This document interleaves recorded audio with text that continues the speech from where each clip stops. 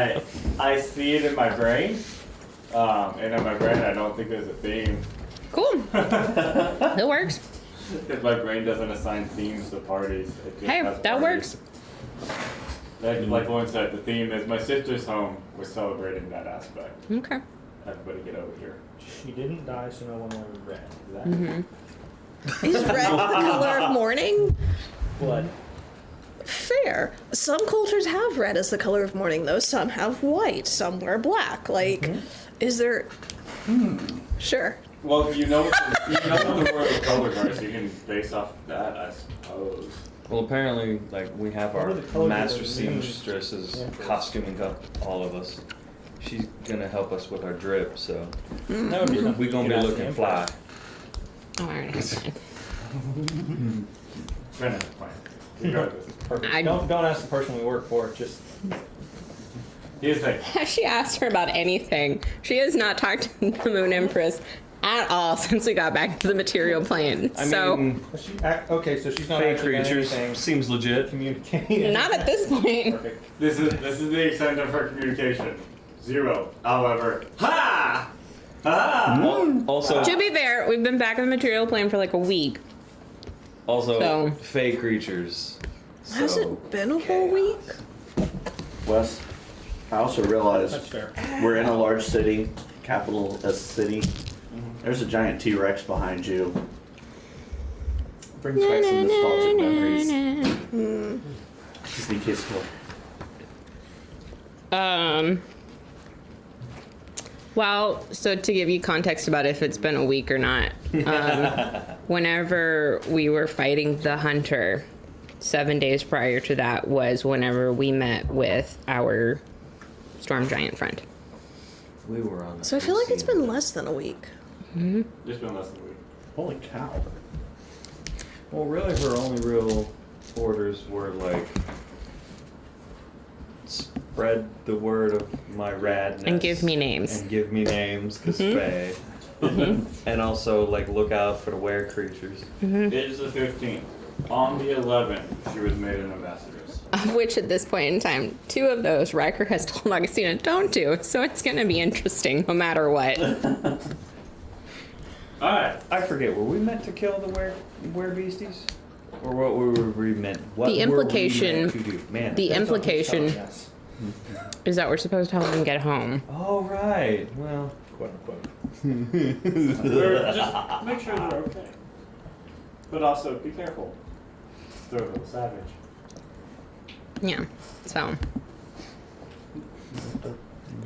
So, that I took from Broadway. Praise him. Thank you, John. Andrew joking. Yeah, hallelujah! You're not dead yet, so it's still okay. Sorry, Garrett. I forgot I left that over there. Oh no, I was gonna extreme hairspray. Right. Don't do that. That's No. what we- Hey. Secure. I'm not that dumb. Yes, except there is a woman who actually used Gorilla Glue. Oh, I've heard Okay, that yeah. story, and that was also really dumb. Yeah. Why would you do that? Because you It's didn't know better. industrial- There is a woman or this woman. Oh no, not me. Brenda's like, see how I still have hair on my head? No. There's no getting that. I don't use hairspray. Alright, so, Anyway, previously that's on the key. Can I just make a disclaimer that that is not why I cut my hair? All right, story time. Why? What happened? Tis hot as hell outside. Not spray adhesive. It was Well, we liquid. already established that part. It wasn't the spray adhesive, it was just a full-on liquid. She just poured it in, rubbed it in like gel. Alright, so previously on the key. Anyway, Alright. So, yesterday y'all arrived in the capital. Y'all met with the southern tribe clan group of the then people. Scourge. My brain just entirely went, what are words? I don't need them anymore. Yes, y'all met with this other tribe of the Scourge, and you were asked to go help clean out some tunnels, because there's something wrong with tunnels. After doing a little bit of cleaning out in the tunnels, you figured out that, like, oh, hey, not only is there some carrion crawlers, which is not terribly uncommon, but there are also coven and night hags, and then there was a trap set by the hunter and 2 of the half-point. And The hunter, who is a half point, and then they trap a demon and 2 weaklings. Hey. I was sitting there like, is he playing that one serious? Very serious. See, he doesn't just take trophies, he steals your title as well. Hey, if they're gonna give me a title, I'm gonna take it. Whether they meant to or not, it doesn't matter. I have 3 He's reclaimed Bloodhand, so Sure has. See what happens. And so, yeah, you were leaving the tunnels, and you came across the leader of the southern tribe of the tribe. What do we call them? Clan? Is that what we decided on? You can deal with The tribe group peoples of the Scourge Maximus. The members only club. Yes. Yeah. And he was like, oh, hey, some lady came down here and said that y'all probably in trouble. Came to us and said y'all probably in trouble, so we came down here to help you. And he said, y'all look like you've been through it. Let's come back to my house. We'll get you some food and get you taken care of. So you went back to his house, met his wife, Amara. You guys were given a nice chance to rest and have some good food. Mare, however, didn't have a need for rest because she had a good old energy drink. And so instead of resting or doing any sort of meditating, but just like relaxing and taking advantage of the nice safe home, she snuck out of a window, went and got in a bar fight, and then left and then tried to sneak back in to be caught by Augustine, who got good old mom there going at her. The shade. I mean, we can pull the shade off if you'd like. Augustine looks fluffy on the outside, however, it's just a neat little ball of pizza inside. It's just like once in a while, books food. Like a radiant future. Looks like cinnamon roll would kill you. And so, after, in the morning, you all collected yourselves and were like, we're going to go meet the king. And on your way to the king, you heard a whole lot of commotion. There's a big old parade. That's because the princess had come home from her voyage to Regalian and her time of study there. Regalian being the holy city on the Aldemar.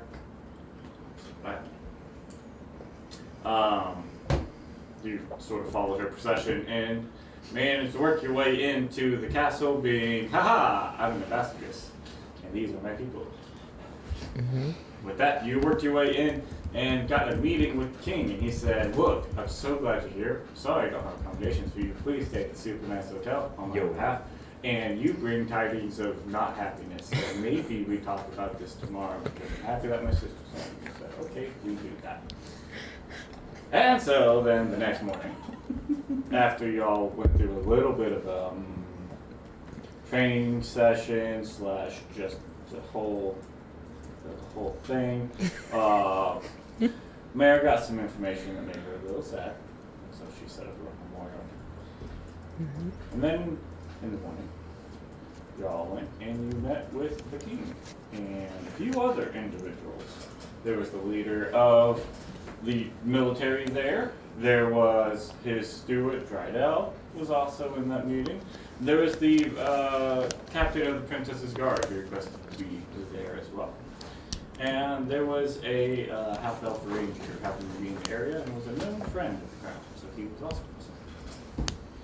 And you guys did a whole lot of, hey, there might be some potential bad happening that we may have heard loosely about in our distant travels, and so I wanted to bring to your attention that there might be something that might be happening, and that we may or may not have come across something that may or may not be dangerous. We don't know much, but here's some information. And they went, yeah, we need to investigate this further. Let's meet again in about a week after the princess's ball. Because there's a ball coming up in a week, and we want to celebrate happy return. And you guys all said, yep, that sounds like a great plan. Let's meet up later. We told you what you're going to do. We may or may not have skipped town by then. to be decided.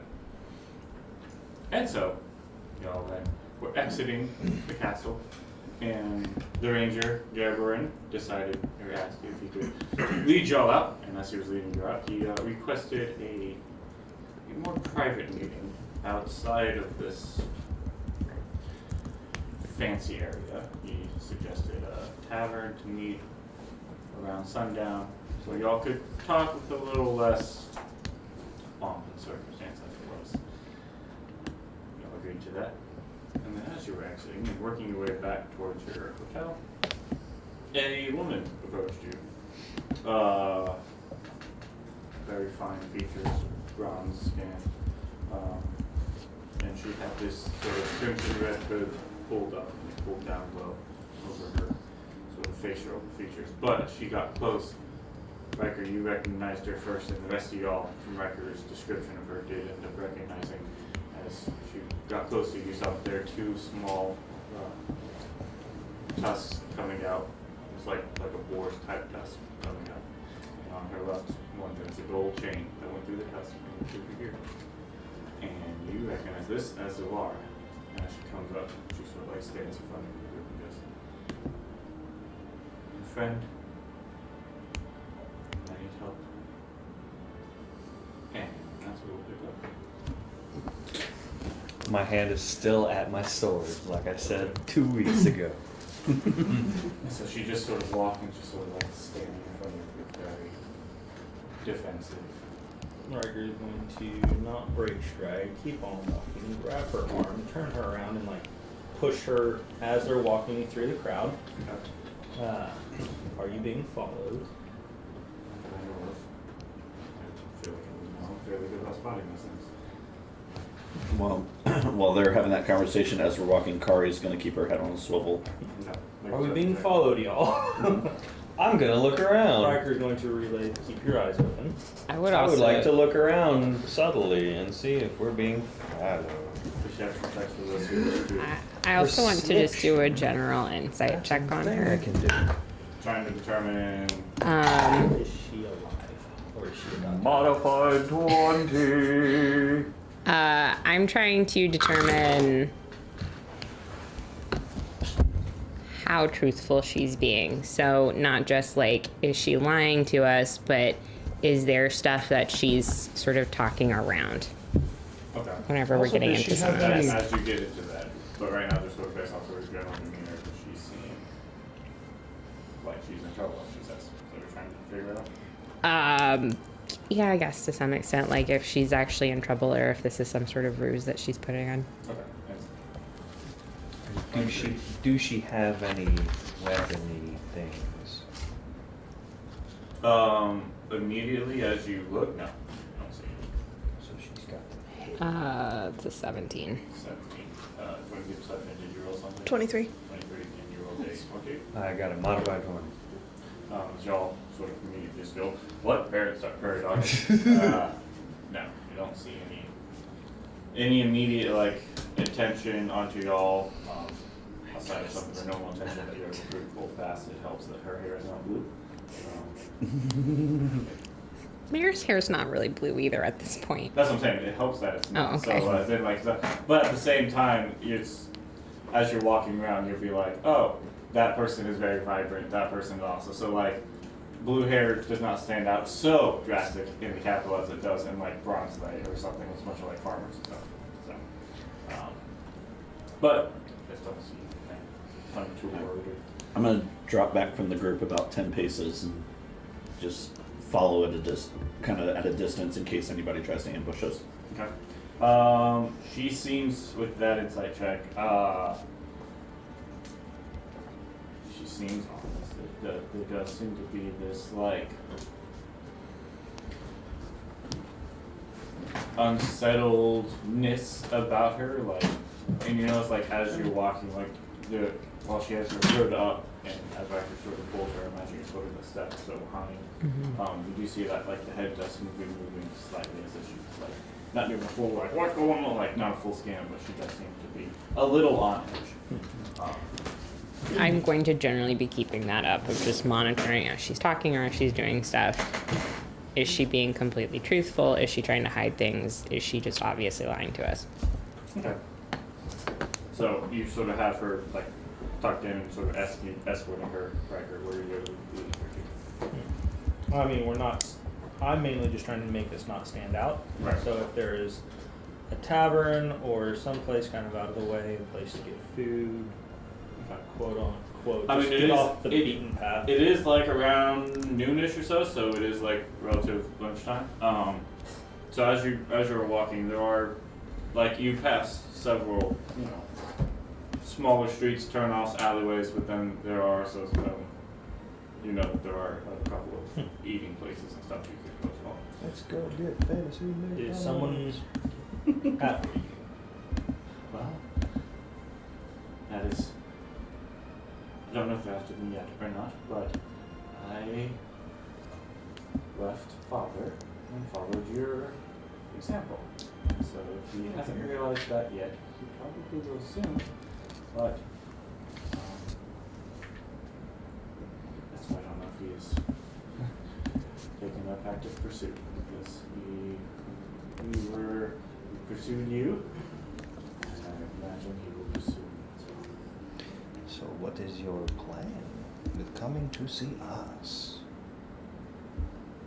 Or maybe I should ask, what do you want from us? Help, mainly. I don't think you managed to get away and out. Oh, I don't like that. And I just need your help. I need to get from him. I need your help. Maybe we don't use names. Or at least we use names we're more comfortable with. Maybe we just don't use names right now. No, that is fair.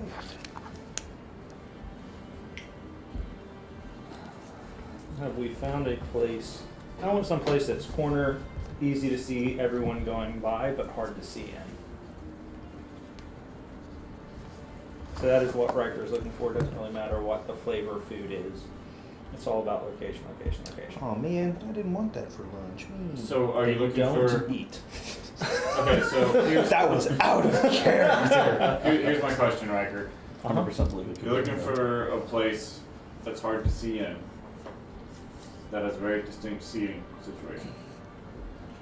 How are you intending to find this if it's hard to see in? So that's actually like, all right, I'm walking by. Can I see all the way to the back? Is this open space? Is there, if I glance in the back, does it look like it wraps around and food is being served here so I can go grab a table or a room in the back?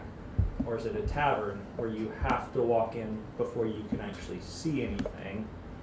Most of there are some like open sort of like bistro like outdoor seating type scenarios that you guys are passing, but then there are also like buildings with windows and you open the door and go in and there's like a seating area and stuff. So it's that. Little backwoods stuck in a hillside Scottish tavern. Like stone, little bitty windows, kind of covered, dark ambiance is intentional. And it's okay if he has to keep walking to get there. Yeah, in this immediate like rich part of town. Yeah, no, he's moving over there. Yeah. So it's going to be a little bit of a walk for you to get out of this area.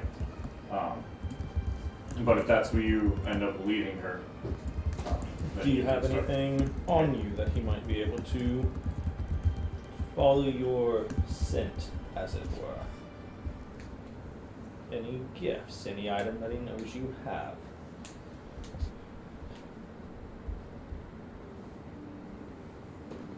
No, nothing specific. I mean, just my clothes, but I don't think any of that's unique enough for any magical tracking to pick up on. I don't have weapons, as you can see, nothing special. Riker looks at Teen's knowing her clothes are dramatic enough to be tracked magically. Augustine will just like very gently shift them into something nondescript and like, No, it's not what you're wearing now, it's just knowing in general. I mean, There's a certain level of uniqueness required, and when all your pieces are one of a kind, sure. yeah, true. Yeah. What am I searching for in the magic? Flowers? Flower, lots of flowers. Any flower. Probably her. Flowers, moths. Moths, flowers, moths. Death? Imagine Moss, if flowers, moth, somebody death? rolled in a field and covered in tape and just like stuffed it all through them. Stood up and said, "I made it." I feel like I should be slightly offended, but okay. I mean, Augustina's going to look at Riker and just very sort of like, the chain, but she's like, maybe this, but otherwise, like, We can talk about that. He's going to actually start moving himself south, but not into the Scourge, but on the outskirts of where that area would be. Okay. So that is like. That is a hike, Yeah. and he is getting her away from where they are. Okay. So it takes like 30 minutes just to get outside of, just to get outside of the actual circle, right? The rich people area. Of very determined, walking with purpose, but not walking fast enough to draw attention. So as y'all are walking, are you talking or just sort of walking in silence of this? For this, multi-hour trek through the city. Silence is unusual, so I'll probably be alternating between Kari and Freddie and be just like, oh, that's such a pretty color blue. Do you think well, no, it might disappear into my hair. No. Oh, look over there, such pretty flowers. Augustina, did you see these flowers? Freddie, did you see these flowers? Riker will be, as they walk, he'll just ask a question here. We'll a question participate there. in conversations. Pay attention, to look. also not make But us if you have stand out. questions, like why did you leave and why now? Okay. Well, why did I leave and why now?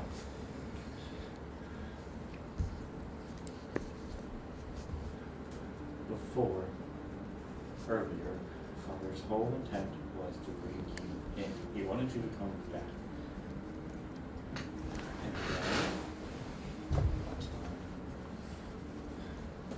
And then, as Nolan, he was killed, and the hunter was destroyed. And his mantra changed from bringing you in to wanting you dead. So all for bringing you back into the fold, I wanted you back. I don't want to be part of the hunt for you. It's not. It's never been. So, I wasn't going to participate in that. Figured out right. You knew where you would be, I knew generally how to find you. How did you find me? You're never terribly far and never terribly hard to track. I mean, Walk me through that. you were wearing a helmet with glowing eyes. Here's a question.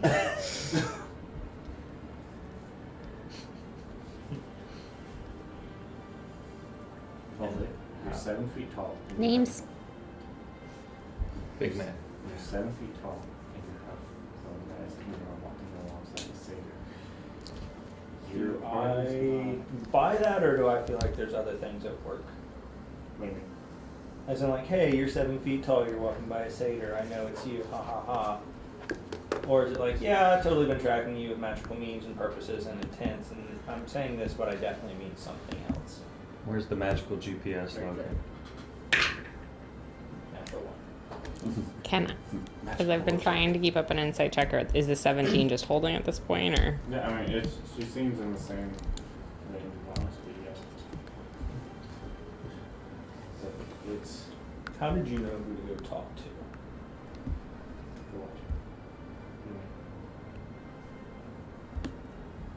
Last night, did you go talk to someone that I might be in danger? 2 nights ago.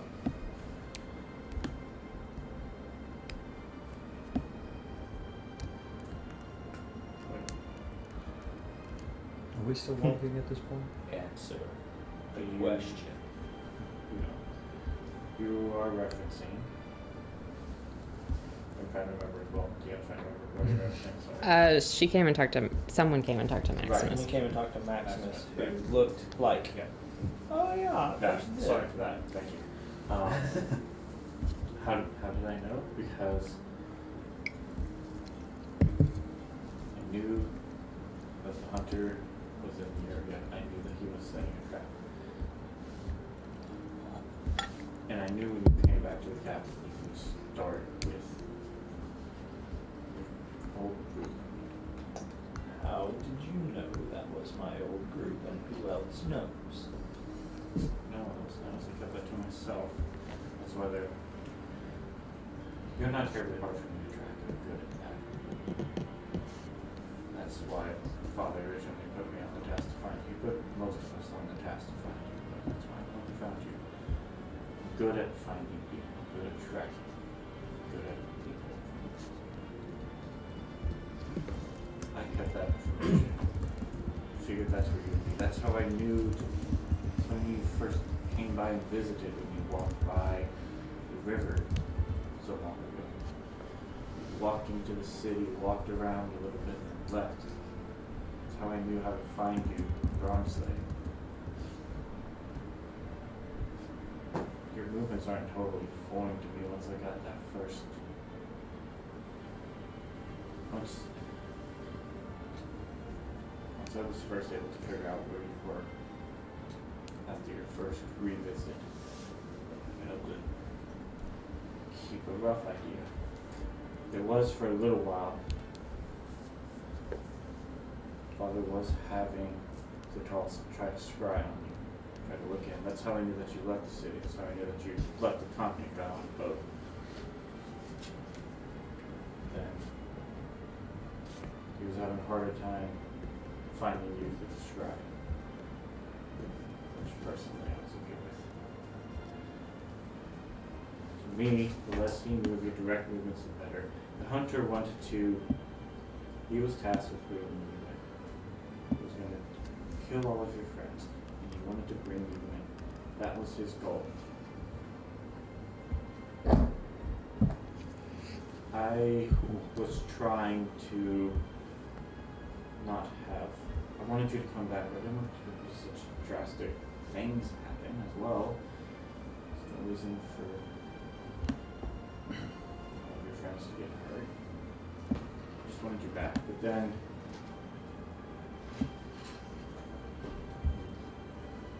the other two died.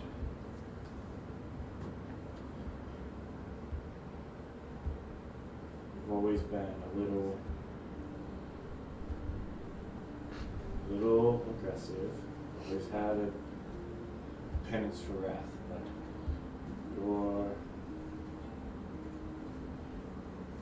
to kill two of them,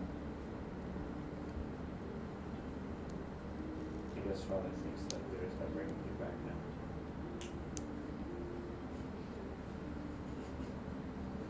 You tell him I'm coming. And hell's coming with me. But I knew that it was going to be rough. That's why I warned you that the hunter, the other two were after you in the first place. Because I knew there was going to be a chance that you would end up killing them. Personally, it didn't bother me much. But I didn't realize the fallout of that result would be then the subsequent demand on your head. I thought if you could take care of them, then I can get back to my original plan, which was to convince you to come in and not use force. I was wrong in my estimation of Father's reaction. How many are out there hunting right now? How many are left? How many are left of what? Of all of us hunting. Well, right now, there's no one else actively hunting you. I mean, there's only 5 of us left, and that's including you and me. With the other two gone. Yeah, there's Father only managed to make 7 half points total. And Street is working close to father, is adopted. He likes to call himself your blood hand, but I don't think that's ever official. You're still alive, so he's just the new leader. But I think he's missing the actual official title. And then there's Deidris, who is replaced Drieg as the commander's lieutenant. And there's Zatal. There's you and me. There's only 3 left, and Zatal, Atal. Zetal, Z-E-T-A-L. Zatal was so focused on his fanaticism that he was too busy with other things to hunt. And then Strieg and Deidris are too busy trying to wrangle in this makings of this army that father is assembling. Walk me through the army. Walk me through the tallest fanaticism. What is he on right now? Okay. At about this time, we'll say, we've all been moving through. You've about found a spot that now you're in an area you're familiar with. You're like, oh, I know what I'm looking for. I know this will work. So you sort of maneuver your way and you end up getting there. So we'll say there's a slight pause in the conversation as y'all work your way in, get yourself seated.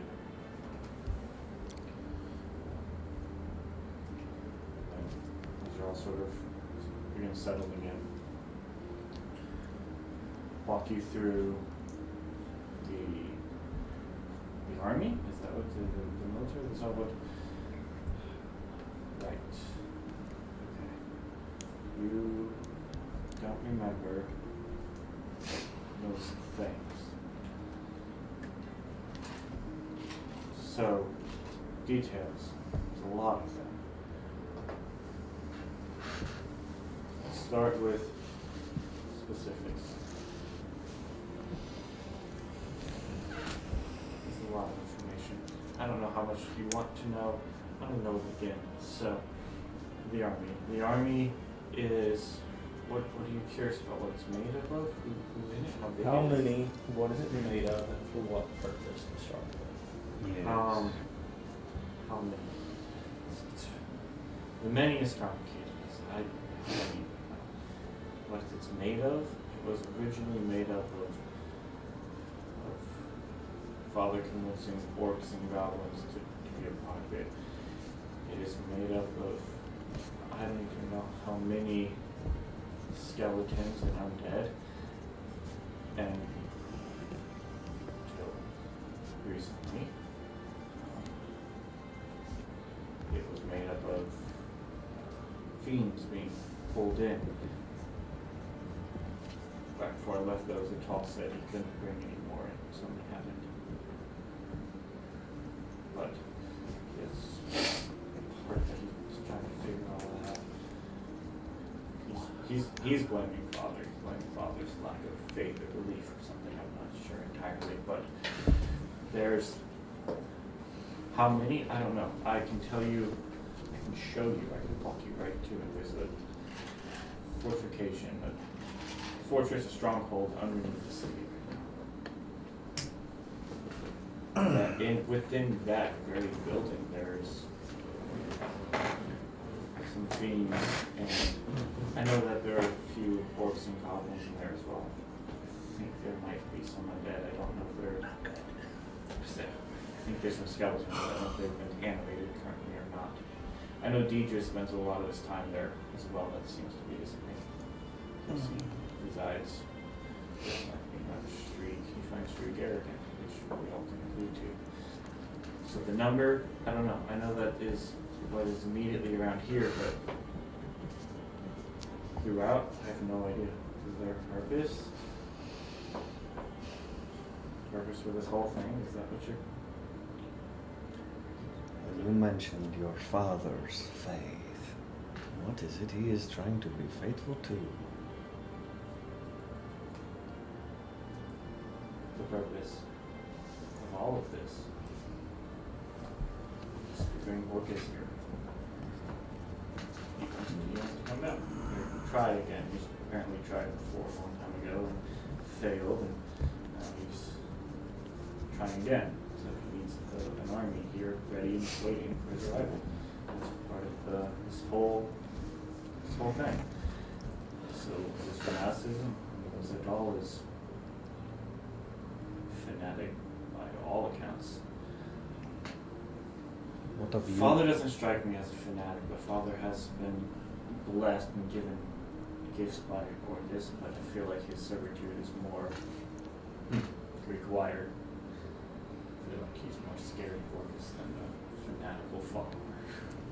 You said a large part of this army is made of skeletons and undead. Where did those come from? My memories go back 10 years to. I've only been here 5 years. I don't know. We've been here. Every once in a while, we'll get added or I'll hear. I don't even know how many there are. I know that there is a room in the stronghold full of books. Wonderful. That place, I keep on walking through it. Just the orcs and the goblins are just generally disgusting, but the fiends themselves, cruel. The whole place smells of death. Ooh, I don't know if this is true. I don't have very much history interacting with fiends, but I know those living there. Deidre said that they like to play with their food. Going through the wrong end of the ice cream cone. Where they stay in that stronghold, it's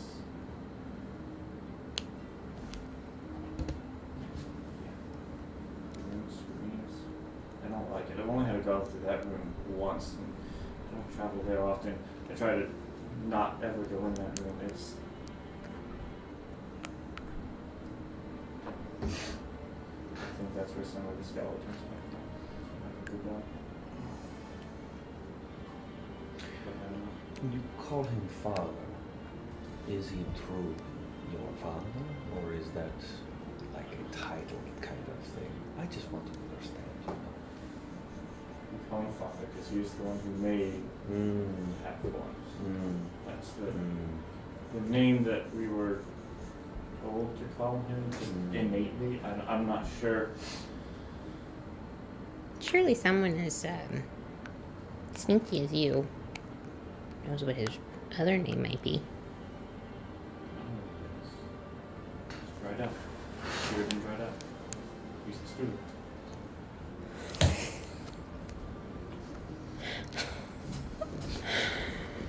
Oh God. Okay. See, that's the kind of Put your thing. helmet on. That's the kind of thing you need to know. I don't know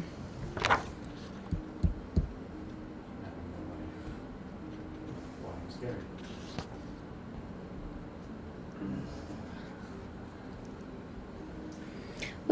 So, Where in the city is this army located? There's a rundown house close to the east wall. You go in the house, and there's a ladder that leads down to a cellar. There's a wall blown out in the cellar that leads to tunnels. To follow the tunnels, it leads you to the stronghold. Do those tunnels... Sorry, go ahead. Go ahead. Do these tunnels happen to lead further into the city, outside of the city walls? What general direction would you say? The tunnels seem to lead, from what I can tell, the stronghold itself is underneath, within the walls of the city. Look at the floor. But there is an offshoot of the tunnel that leads to the doors of the stronghold. That offshoot goes for 4 or 5 miles and leads to an entrance outside of the city. It's where there are two giants that are used to guard the entranceway. So that's how they managed to get in, because they couldn't fit in the city. What type of giant?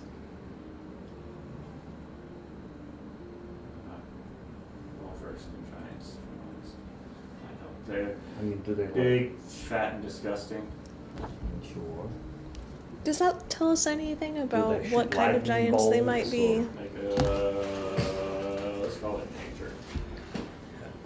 Having had any experience with the storm giant out at sea, does that help at all? A storm giant, and we ran into a hill giant. Did we run into a hill giant? Yeah, we didn't fight it, but we ran into it whenever we were on the road. Oh, We you're saw one right. walking in That before us. was A long time early ago. game. Like a couple months back. Yeah, just, you know. Not very good. Guidance, Maybe that- Lauren, guidance. I would say history or nature. Guidance. Guidance. You want to roll for I'll give her guidance. Just take the cow trip out and put it with your dice.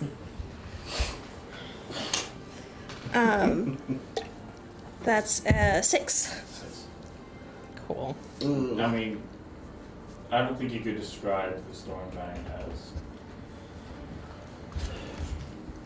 large, fat, and kind of disgusting. He seemed rather well put together. Mm-hmm. You had There's a lot someone of else. Do you giant feel like doing time. an assassination? I was just thinking, like, Kari's heist plan just may have turned into an assassination plan. I'm already a criminal. You do you, really, boo. so- Don't tell Riker because he's going to strongly oppose that idea.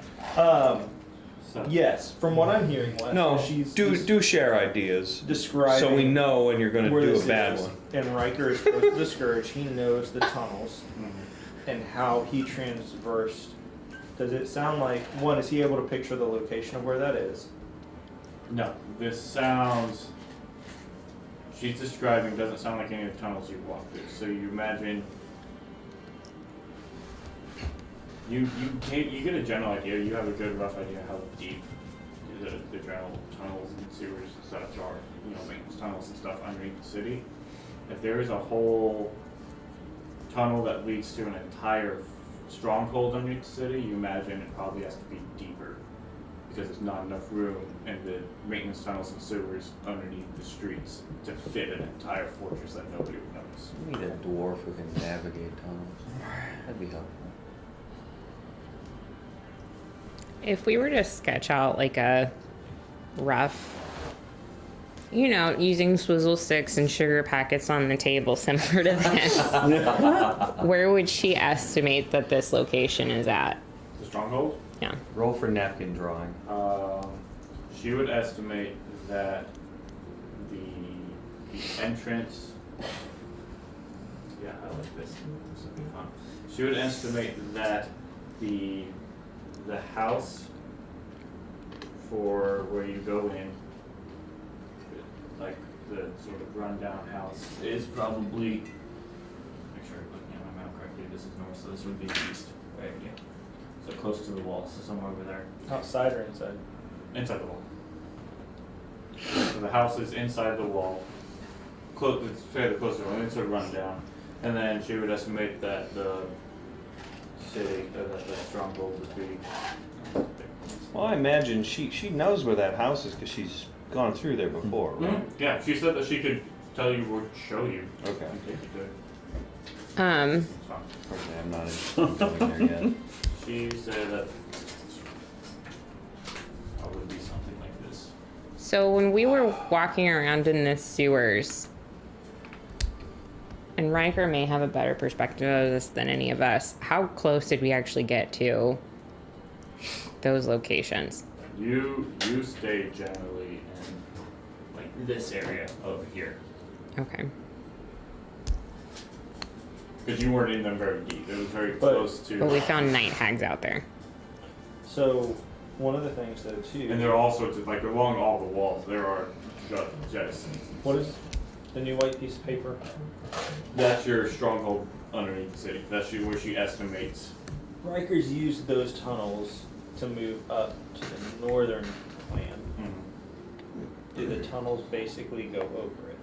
That's what you're surmising is there's no, like, you can sort of think about space and go, okay, I know tunnels are this deep below the surface. I've walked a lot of the underground of this city. I have not seen where there's a place where you just hide a stronghold, which means there's not enough room in between the city and the streets. So it's gotta be deeper. Yeah, but it's deeper under the Scourge's paths. Yes, right, so it is deep. Flashbacks and dreams.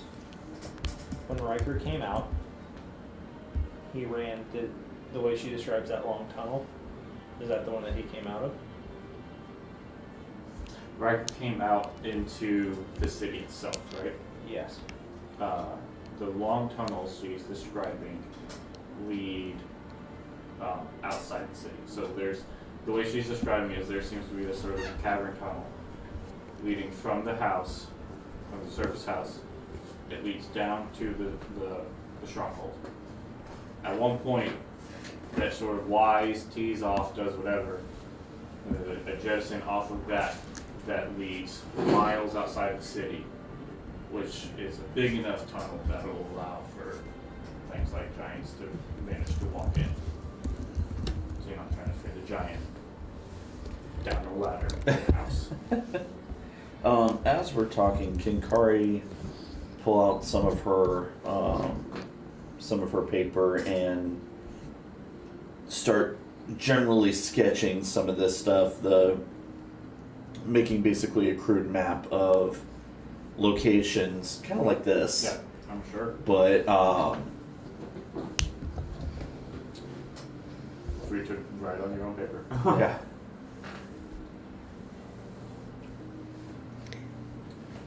Craig gets up 3 pieces of paper and goes, okay, so this is top. Mm-hmm. This is streets. Yeah, no, that's actually exactly what I'm thinking. It's like surface level tunnels, super tunnels.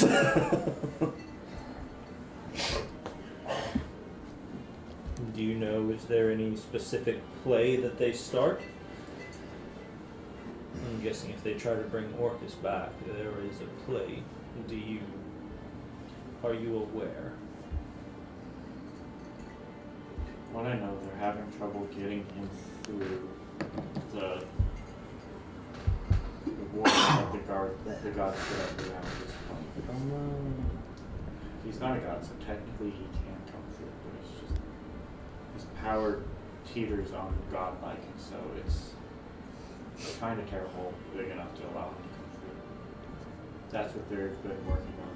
That seems to be the greatest challenge and why he's not here right now, which is a good thing. When he comes through, I think he's supposed to come through and resort the border city. I haven't been up there, I don't know anything about that, but they keep mentioning a city in the mountains. Personally, I don't know of any other city in any other mountains, at least not on Andreo. Well, Does this sound familiar at all to Kari as far as cities and mountains? Referencing what? Knowing her village was in the mountains and that's where she was kind of at. You understand, I mean, she said cities. Mhm. Then that leaves, would you describe your village as a city? No, but having lived and grown up in that area with Ravensheart and her village, Yeah. would she know of a city in the mountains? Not in those mountains. Okay. No, there's no, that Kari knows of, there's no dwarven city in those mountains. so Orcus gets here. Then what happens? Like, what's the goal? Why does he want to come here? To kill everything. Orcus hates life. That's his whole thing. Is he desires a plane. Nothing. He even hates the noise that the undead make apparently, but he tolerates them. One's quiet. He wants to Isn't he kill just everything. fun? through. So, this is to be, from my understanding, hearing Street talk with Father, it does seem like the battle plan strategy is to destroy Andrea, that this is his launching point for the rest of the world. Why would anyone side with him? You bring him over, so he's gonna kill you too. That is an excellent question. You are someone who seems quite frightful of this situation, yes? Is that fair? Yes. How have you got along with it up to this point? How were you at any point on board? Was it... I woke up 5 years ago. I did not have the benefit of someone coming to find me and save me and tell me my real name. I don't know who I was before this. I was created and existed for the sole purpose of fulfilling whatever means I was created to do. My life has been a series of training and execution of the things I was taught. Until he left, I didn't believe it was an option. Apologies if I was insensitive. You know. Coming to reason is an interesting thing. I respect that. Do any of these names mean anything to you? Syndegar or Shaba? Syndegar is the dragon that Orcus brought through. He seems in charge and yet has his own agenda. I've seen him once. I'd rather not see him again.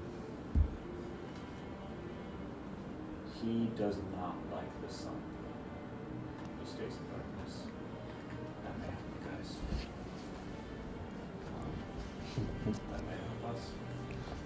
I should have bought that damn drift globe, huh? Right. Shallow. Supersize it.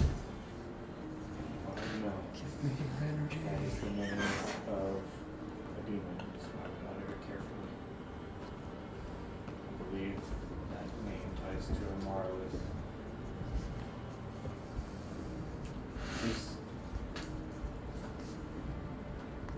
That one has been here for a very long time. I think she's been setting some groundwork. She's an old maid.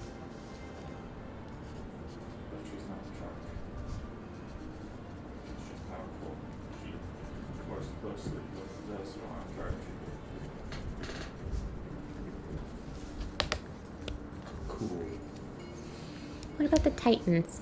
Does Orcus have any interest in the Titans?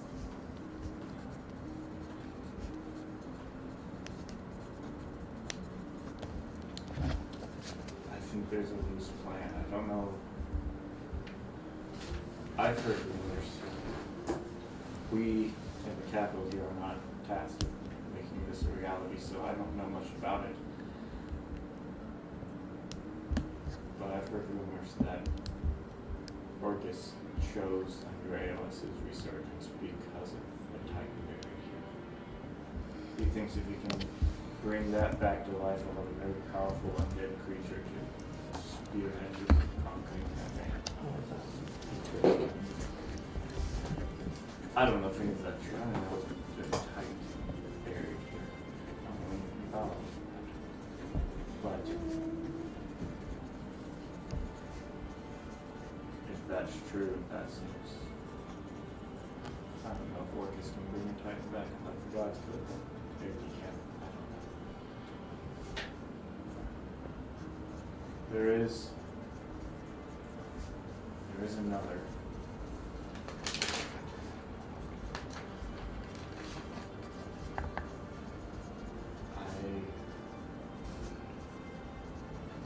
Here.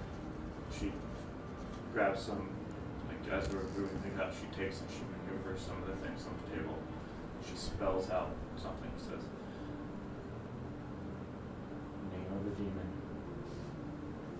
Again, something to be carefully uttered, because names can summon.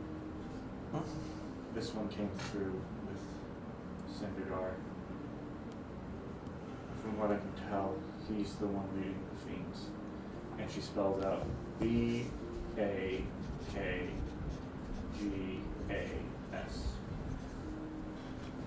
B-A-K gas. Bat gas. You know, when you say it, No, is it like Beetlejuice rules? I've heard Bacchus. Bacchus? Bacchus.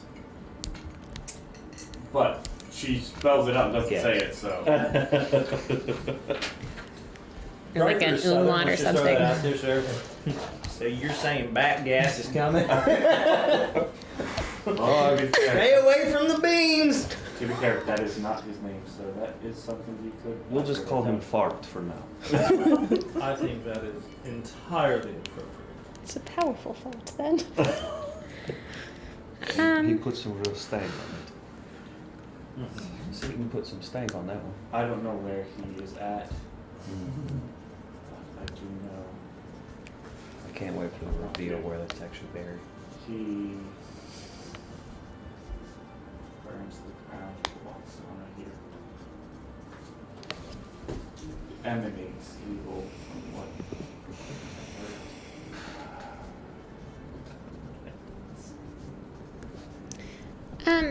Where Zatal hangs out, is there kind of like a portal space down there, or is it in kind of a different place than this? Was the tall hangs out? The tall doesn't hang out in the stronghold. That's true. Where does Zatal hang out? He has an area outside of town, and yes, he seems to be working on some sort of portal or something there. Outside the town, like where? Christ slides the paper a little bit, adds another one. Augustina slides some more swizzle sticks towards her.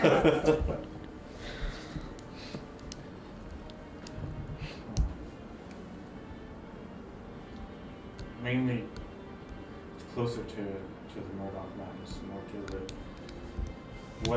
northwest area.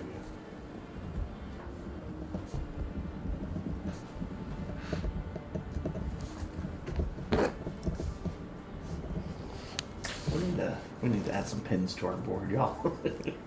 So, Zatal is a fanatic. Streak seems pretty attached to father.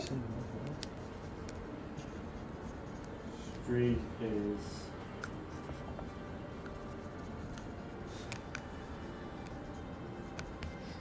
attached to being in command. He's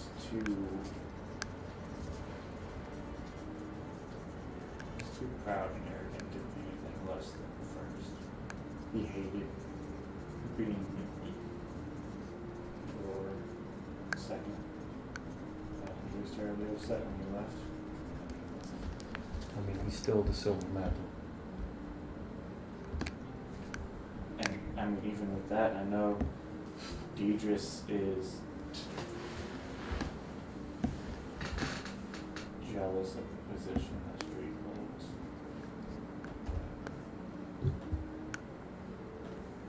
And Zatal is just so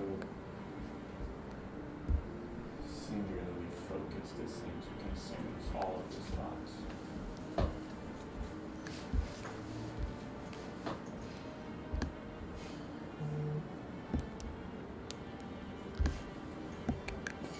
So what are you doing next? Like you got out, but Well,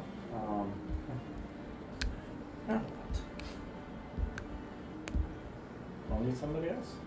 Say that loosely. I want to help. I know y'all here. You killed two of them. You're fighting Hunter. I want to help. I don't know how you guys will let me. I want to help. a huge insight check, like on everything, but very specifically, like roll more. At this point, it's been a long time. Man, we need to have like Inciting that. rites Okay. of initiation. I'm going to use my boon. Nice.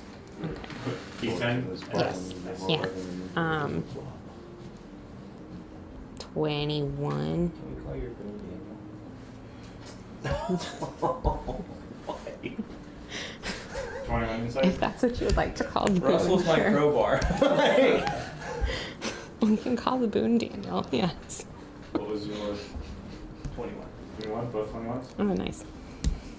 Yeah, she seems genuine that she wants to know how she can fit in.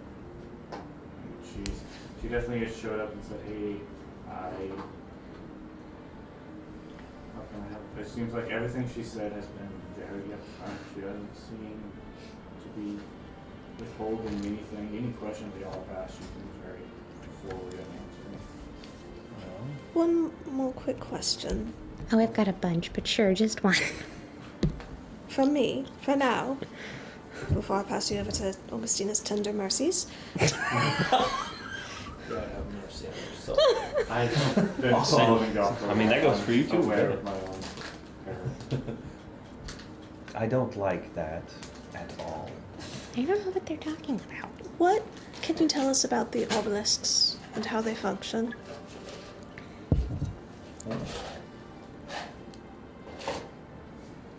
And What I know about what do they say? They're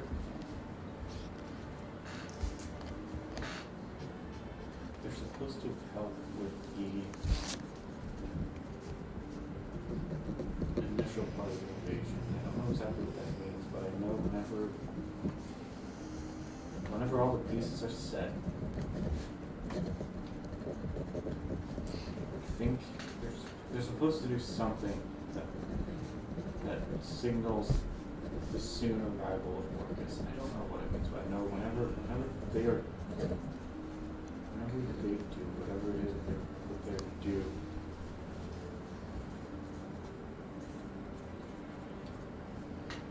I think that's when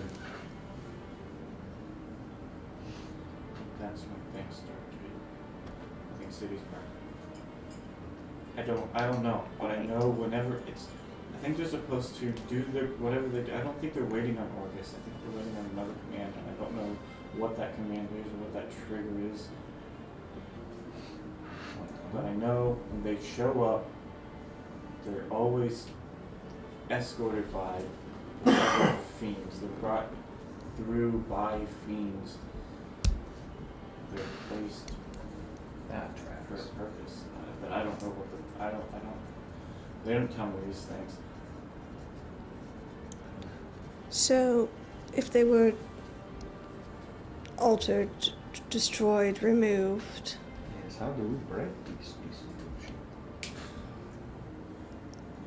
And I don't know if interrupting one will interrupt the entire system, or if that's just a scale off of an entire dragon's back. I don't know. I still like the idea of breaking their toys. if we could figure out how. I'm all for that. I don't. They didn't tell me everything. That was never my role. My job was to gain information from others, not information from inside. Which leads me to a question. You have brought us much information, which is delightful. But what other skills do you bring to the table if we are going to work together? But I mean, do you have a resume? Or? Using swizzle sticks. I Dot the hearts with, or dot the I's with a heart. Mm-hmm. I We all fancy. I have been trained to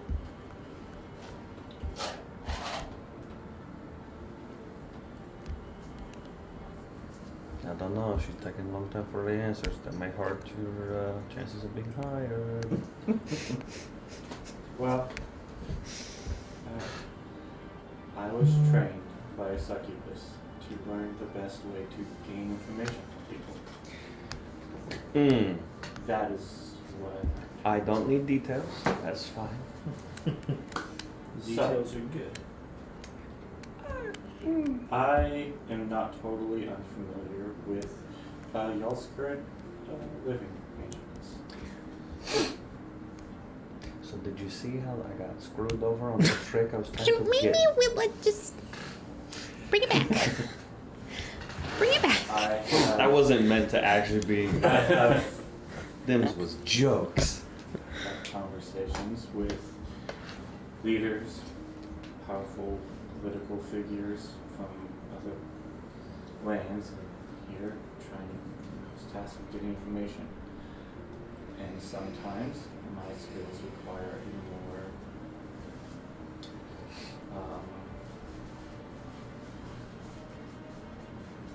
quiet execution of some individuals. Ah, finesse.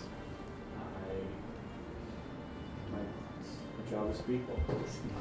My job is to get information, to know how to find certain people, to know how to quietly end some people who become problems. That was my training. That's what I learned. Any further questions on that? No. No.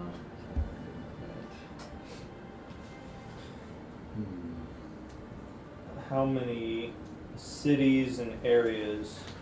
Where are the major first strikes?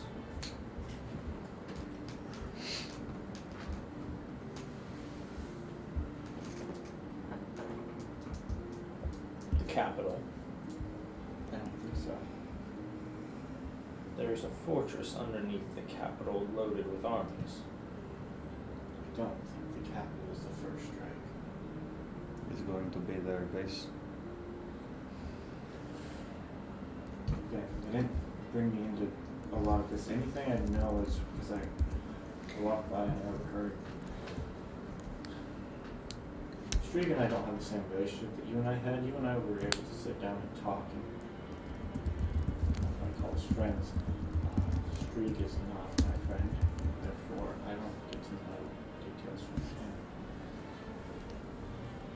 From what I gather, the plan is to scare everybody into the capital.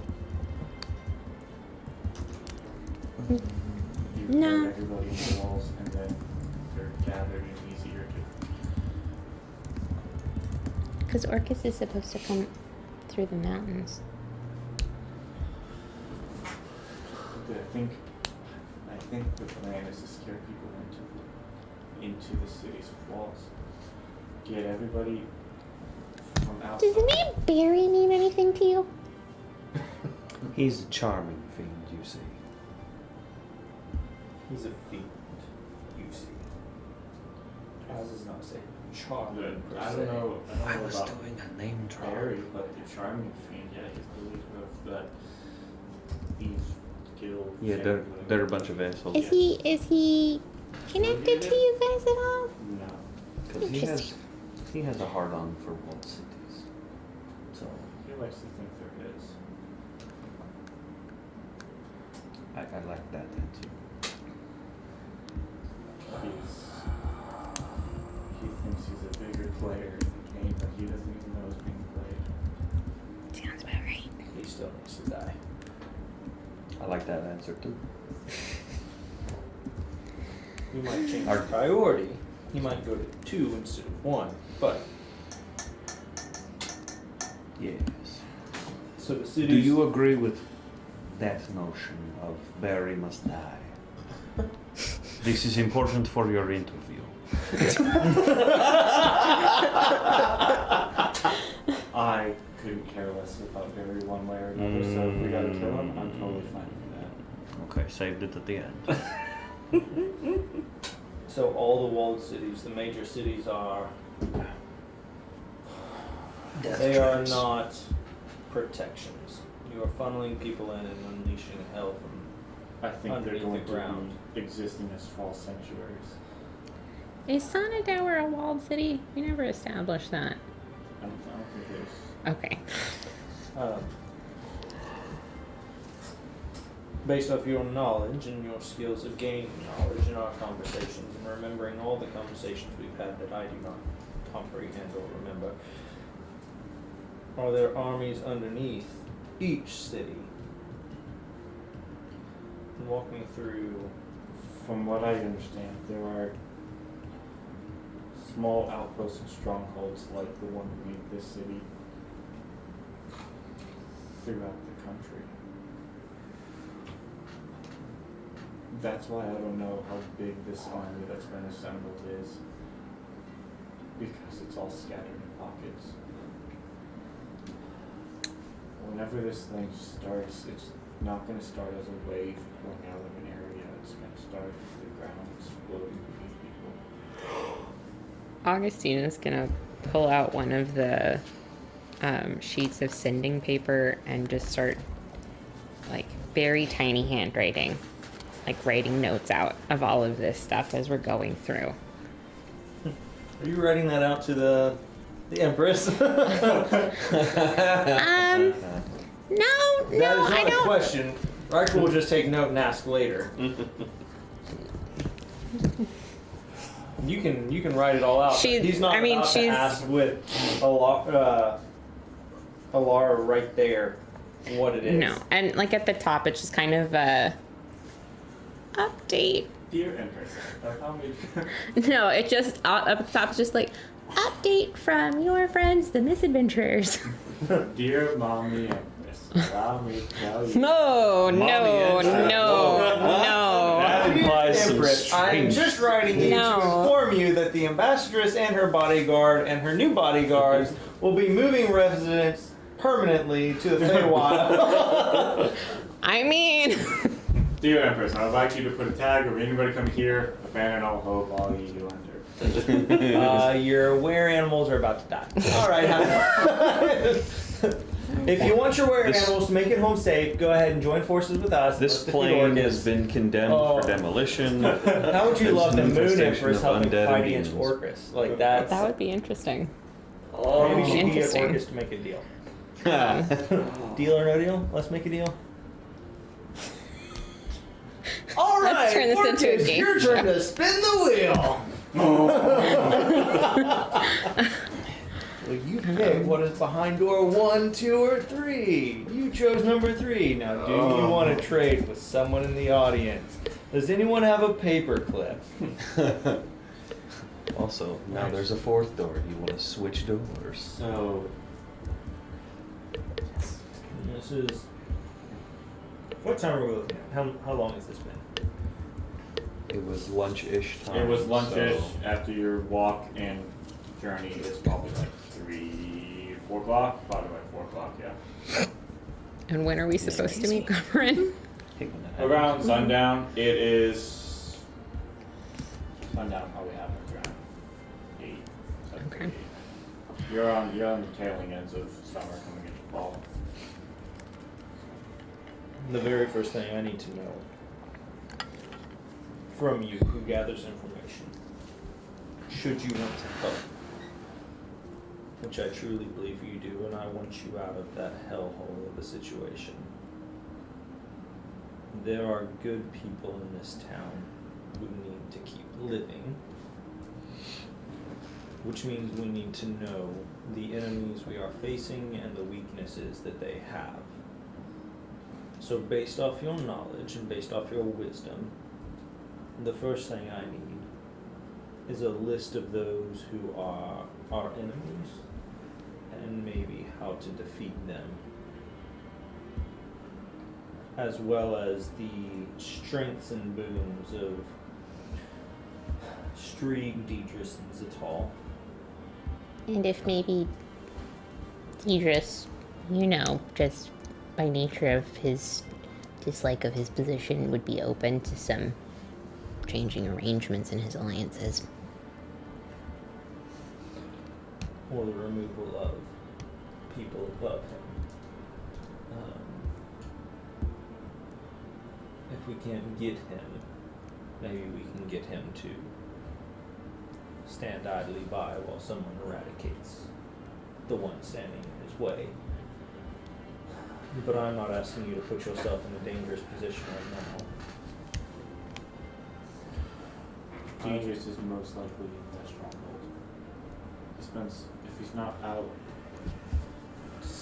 checking up with the rest of wherever other pieces of his army are gathered, he tends to spend most of his time there. We need to keep you. Well, this comes to you, because I will not impose what I believe and what might be best. That is a hellhole, Alara. And getting out is not easy, and it is terrifying. And you will be haunted. But it is better than living in it. If you want out, we can figure out a way to get you out. As of right now, I am sitting in an area where Father does not want me. And if he knows I'm gone, then I'm already hunted. Then I believe it is best to protect an ally and not ask you to go back. He was in a meeting with you all. I escaped. I hate that so much. Sure, he came back with Then we will find a way to get you out. While you gather your research and comprise lists as well as weaknesses, vulnerabilities, and there are good people in the capital who are strong, but they need to know how to fight, and we need to help them be able to fight. We need to know where else the enemy is moving so we can prepare those people for the things that might come. I don't know if there's a way to convince the king and the court with Círdan Drydell being present. However, there are people in the capital and other places who do not bow to the whims of the king or Círdan Drydell. And my primary goal is first to make sure that the people that I care about come out alive. So I need to know those weaknesses. We need to get you safe. And we need to start figuring out if there is a way to destroy the obelisks. So those are things for you, if we can get you safe, that you need to start working on now. As far as I know, everybody on our side, inside. I think, what I know, they told me, Drydell is the only one within the castle who is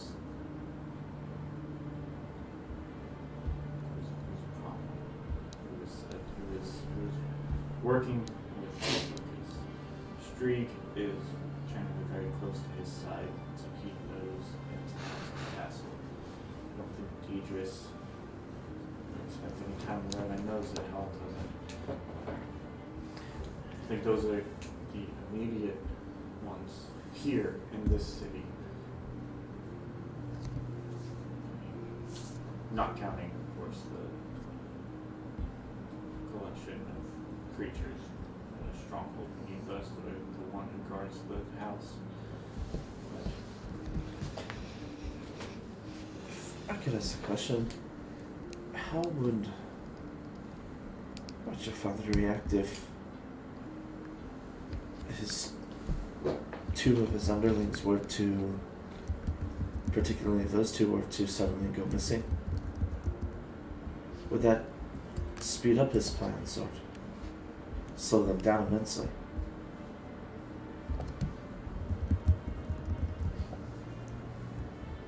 By the two you are fixing. Strigan. Deidris. I think you would find that an inconvenience. They're supposed to be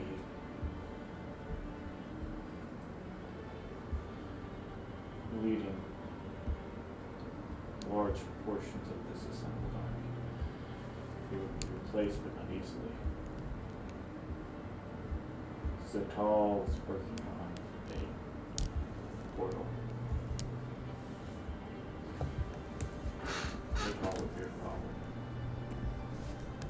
None of these will be easy to get to if that's what you're insinuating. Just trying to figure out what's the best. I'm trying to bring down a powerful enemy. It's always best to find the weak points. So, if these are even minor weak points or minor inconveniences that could buy us more time to gather allies or to make plans, it might be worth looking at. Streak is always nearby to bother. He doesn't leave his side very often. Engaging one would most likely result in the engaging of the other. Zatal doesn't leave his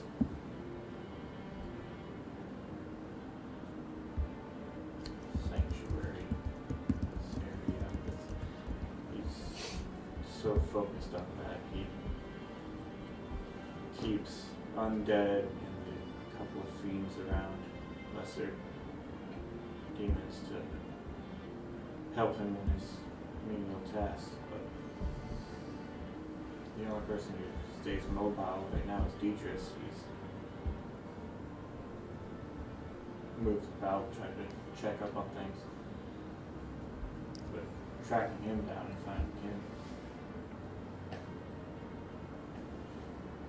I do not believe he travels alone either. I believe he has a few individuals that travel with him. What or who they are, I have no idea. Is that something you could find out for us?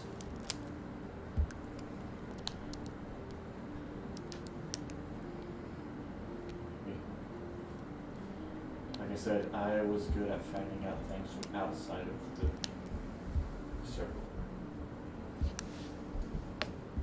Trying to find out things from inside requires me to get close.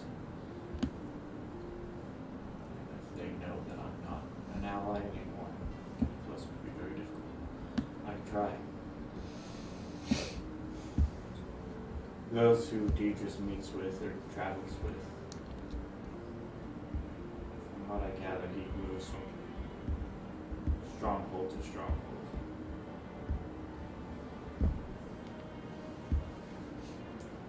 Getting him might be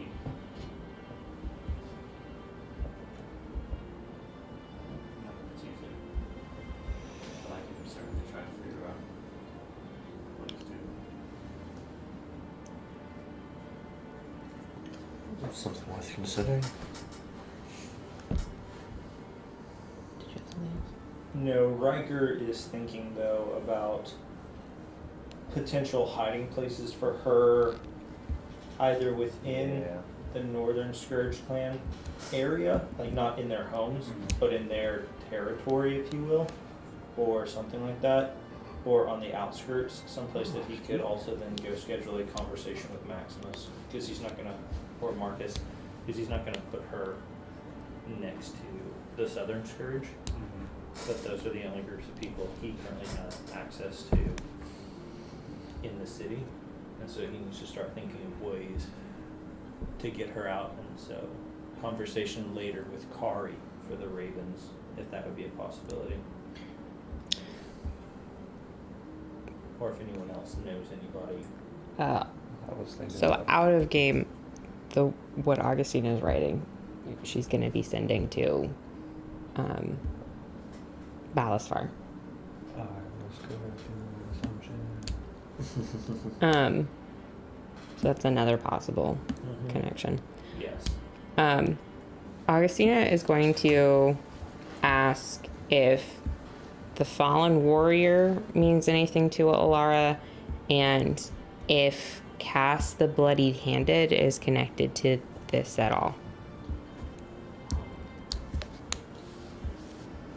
Anything about the bloody and Cass. I think that ties to it. Old deal or something.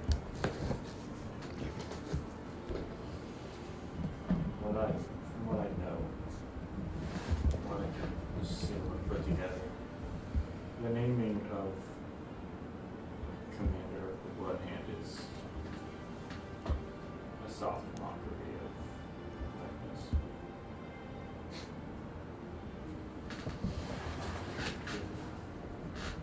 Prior general. I think Orcus felt a little cheated that the lich he created vested in power and became a god. It is kind of a dick move, isn't it? That's why you always vet new additions to your group. As for Fallen Warrior, that refers to Father. Why is he referred to as the Fallen Warrior?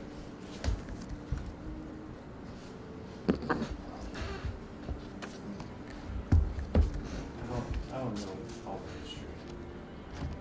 From what I know, Orcus's first attempt, it's called the Blood Boys Incursion, and he tried this before. There's an elvish island called Aragao, and apparently a long time ago, Orcus tried this there. Father was some sort of commander general, and he beat Orcus. He was responsible for the failure of that attempt.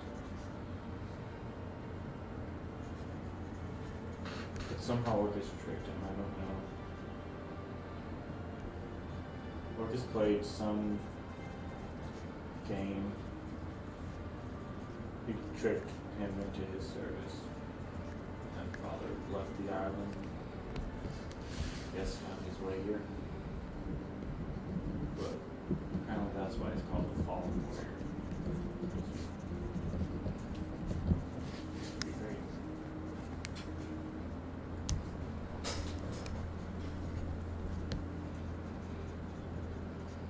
So, he figured out some way to make you guys and others like you. At the very least, he has access to some not well received magics. Is he just a practitioner, or has he himself reached certain levels within that magic that he might be considered a lich? Father is alive.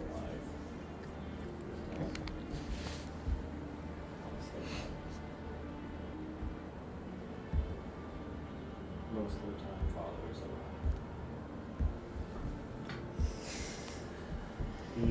You want to run that by me again?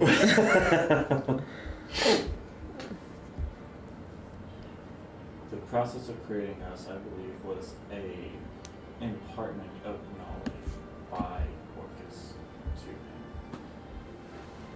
Father does not claim to be a great practitioner of the arcane arts. It's part of the reason why he has others trying to create the portal, but not himself. Orcus showed him how to make us. He's a warrior, not a mage. But part of Orcus's curse seems to be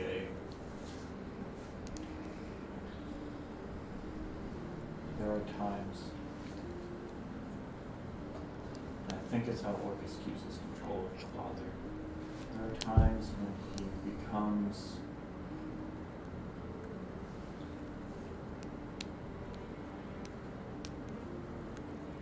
behaves more like a vampire.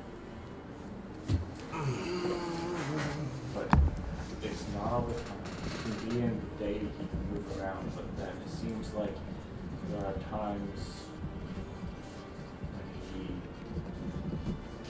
thirsts, I'd like to say. Becomes partially feral. I don't know. It's rare, and I think it's, to me, it feels like when he starts pushing back against Orcus changes him as a curse. But he pushes back against Orcus. I don't know. He doesn't. Does this happen with a lot of full moon? We're vampires. He's not a. God. Like I said, he's not a fanatic. He does what Orcus says out of some. Just like he has to. I feel like it's something he probably made some sort of deal that everyone's well tries to back out of. Obligation, not loyalty. So he is the enemy, but he might not be an enemy. He's not ultimately our big problem. Yes. It's not a big problem, but if there's a way to get him out of that mindset, But he's also with the king right now. I would say He's probably manipulating the king easily. he may not be up to again, as you say, in regards to stopping Orcus from arriving. Sure.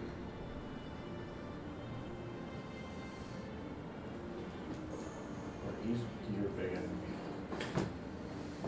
I'm curious if there's a way to actually allow him to face off. If he does resist Orcus, if there is a way to free the will and the desire. Orcus hates giving him a gift of some sort. Anytime he pushes back, it's not fully theirs. I don't think he doesn't fall out of Orcus's favor. He has something of his. Every once in a while I'll see it, he keeps it in. Some sort of bug or mace or something.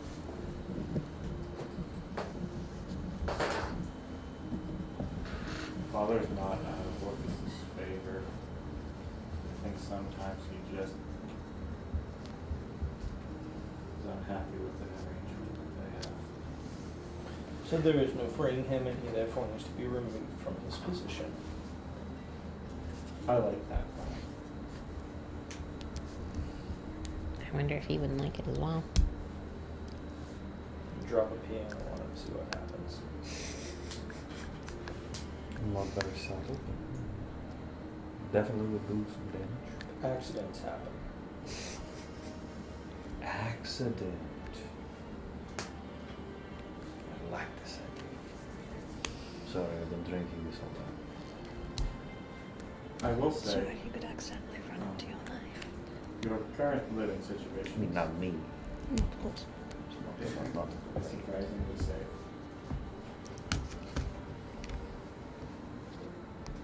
You are guests of the king. Father does know, in fact, that the guests of the king are you all. He's put that together. He can't move it against you all. That would jeopardize too much. I was so enjoying a nice swanky digs. Well, that's exactly it. I feel like that's almost the safest place for y'all. To move against y'all, to move against you all in there would be to move against the king.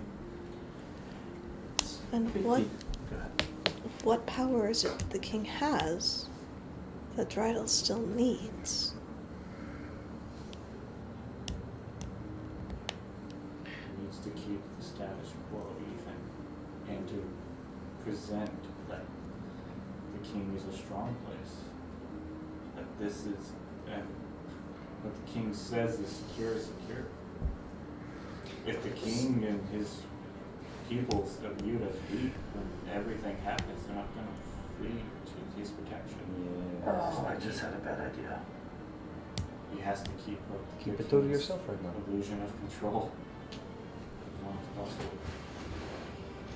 So y'all are safe as long as you're inside that room. Does he know? He didn't see your You. face. You did not remove that bucket from your head, so that at least helps a little bit, maybe.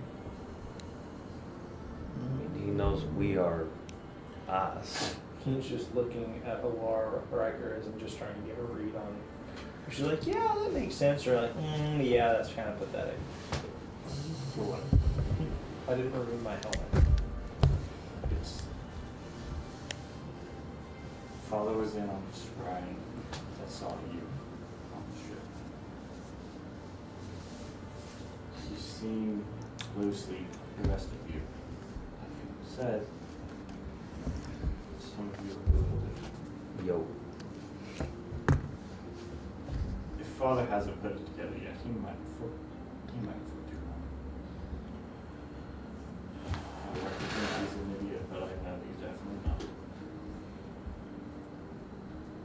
If he's seen the rest of us, yeah, he's probably picked it up. But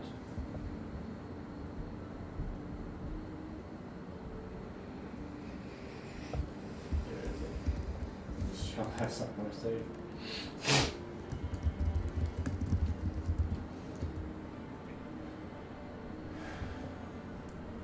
Oh, I can. The service disc for your room. If y'all would like to come offer that. That's how I used to get it out of them whenever there were guests that tried to be seen with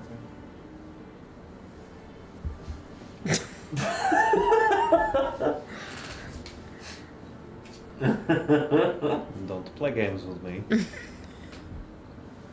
I mean, I can sneak my way up there and show you in person. Right there, there's 10 rooms up there. Don't you take about 10? I can hide in the corner. You see this initiative trying to convince us to let her be in one of the rooms. I'm trying to get someplace that might be safe for me. Can you judge your girl for that? Probably. But I will reserve judgment for the moment. Highs or lows, Wes? Oh, God. Hi. I don't know what you're rolling for sure. That's high. All right. Riker is leaning towards inviting her. I guess he is taking her cues from you, so. I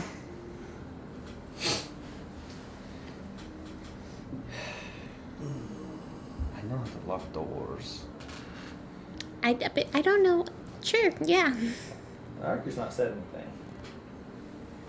His plan right now is still potentially leave her close to Maximus and the Scourge.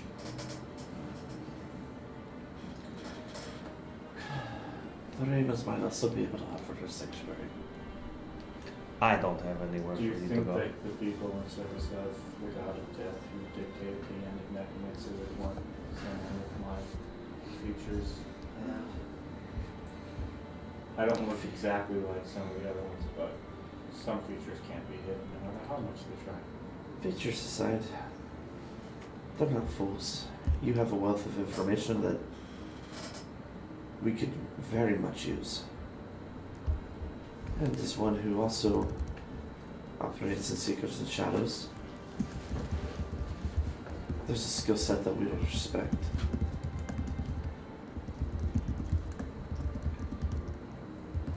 I can at least ask me to bring them up to date on what you've told us anyway. Guess I'll have to trust your judgment that that'll be safe for me. You're capable. You can get yourself out of there if you need to. I feel like I'm a very capable individual. I do not know if I would be put under the full protection of that organization. By a deity who issued the death of apparently people like me. Yeah. That would be allowed to say. I believe in you. You're very good at sarcasm. I have 3 sisters. I don't have any. It's exhausting.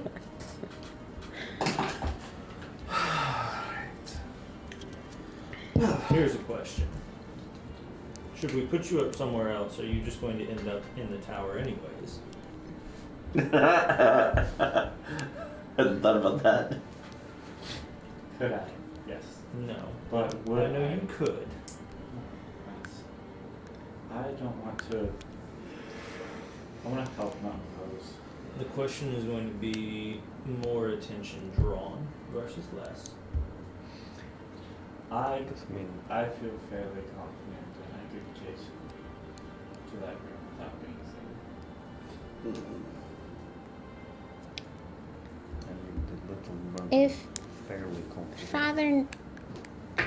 If Father knows we're here, and Father finds out you've left, we may be the first place that he looks for you.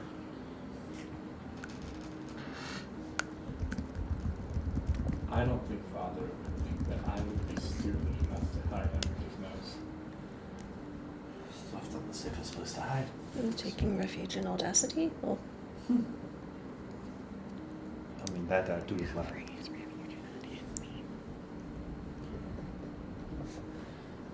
If I were him, I would start my search in Caldor. If he thinks I'm fleeing, I go to the closest place with his boat and I get on it. If I were him.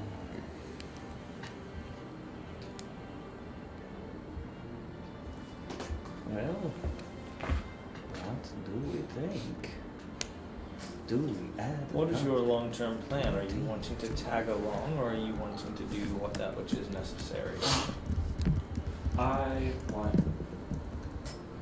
don't know where to come here. I don't know much about my life, but I feel like I've just recently, as in yesterday, kind of maybe started living it. I'd like to explore that facet a little bit. Hold So on to I would that kind freedom. of like to stay alive and stop his arrival.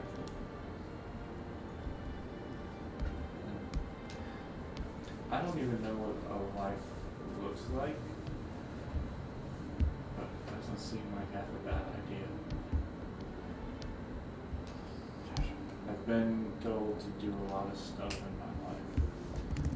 Had a lot of not freedom in my life.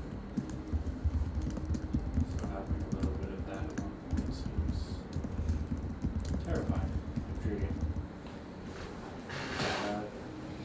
Earn it first.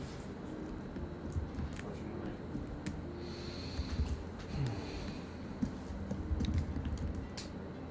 We may have some people. Hmm? We may have some people. We just gotta ask around first. Yes. We need a moment to dialogue as a group. Of course. I will go stand in that other corner over there and make myself non-intrusive. I'll give her a couple coins. Go get a drink. Look casual. I appreciate the coins, but I think you're natural. Then fuck you. Give it back. You gave it to me as a gift. She like winks at you and then starts walking away and just starts chatting up people. And she does manage to get a drink without exchanging coins. Okay, I like that.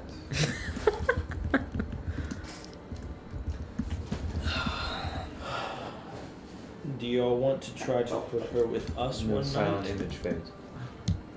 Or do you want... There's a possibility that the Northern Clan would have a safe region, or a safer region to keep her.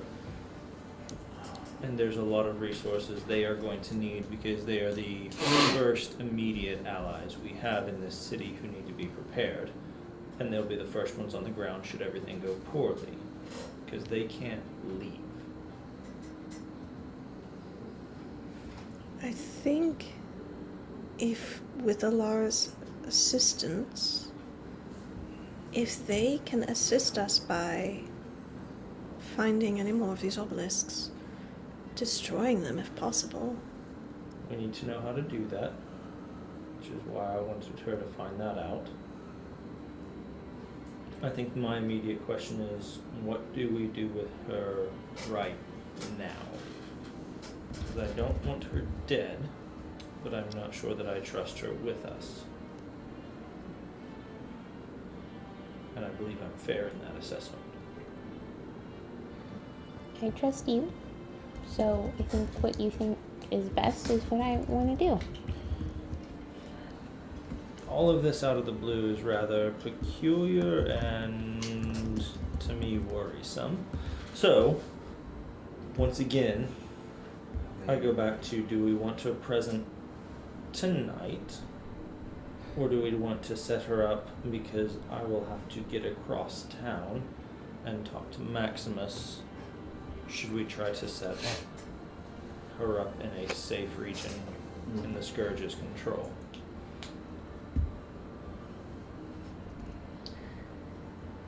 You have a meeting in like 3 hours. I know. That's why I'm asking now. Because if it is, I've got to go now. There's possible in case we could send a message to them, let them know that she's coming, she needs protection, and let her find her way. That needs to be a conversation had in person for them. Because, yes, it could, however, they have no obligation or desire over 25 words to take care of someone who might threaten their entire existence. And so I absolutely agree, and I would have no hesitation doing that with Maximus. But Marcus is slightly different and less charismatic, shall we say. There's also the option of letting her fend for herself until after our meeting, and then we go have those conversations. Yes, she's valuable because of what she knows, as well as having an ally against Orcus is good. And I would rather do everything within my power to make sure that she stays our ally and not dead, or better worse, an undead ally in the army of my enemy. Then either, it sounds like either we need to take her there ourselves, or if I say it, we can. Is that even a we take her there, or is that a you take her there? Because they don't know anything about the rest of us. But, I mean, they will know that you are with me now, thanks to Maximus and the tunnels and conversations. But it would be absolutely, like, if we take her there, it needs to be in person. There's a formality when I ask someone to potentially put their lives on the line, especially from this group that raised me with so little already. Kind of dictates in person. So as much as I dislike it, she can get into the rooms, it sounds like, and I fully believe her as well. Without us, it might be worth having her hide there. Especially if we are already known, it does no difference. The only difference might be he might not know that she is there. The other thing we really need to know is if our room might be protected against scrying and other such forms of invasive information finding. That would be nice. But we do have a meeting in 3 hours that I have a strange feeling is going to be on lines similar to these. Would it be beneficial or worth trusting even if we were to bring her to that meeting? No, I don't think so. Garberin hasn't seen her. Anonymity is a good thing. Right now she is known to Maximus. And if he can stay out of this, it is good, which is another reason I would rather her not fall into anyone else's hands. Because she knows the people that I care about in this city now. We do have another option. Do tell. One or more of us stays with her, while others go to the meeting. And then after a meeting, we regroup. I know personally I'd like to get this information to the Ravens as quickly as possible. They'll have many questions. She could come with me.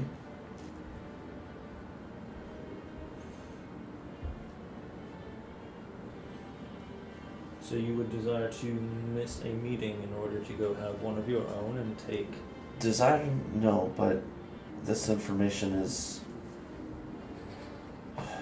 it's above personal desires.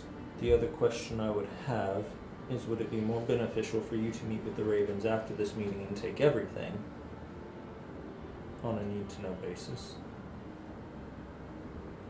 And we have her sneak into the room and wait and start preparing and drafting. That's an awful lot of trust. She is awfully capable. Did you leave anything in the room you don't want her to see? I was thinking more about if she's able to get in and out and bypass certain magical securities, then she might be capable of disabling them and allowing others to find us and or attack us if needed. We don't know that. Well, she seems earnest and honest. We don't know with 100% certainty that she doesn't have ulterior motives. No, I agree.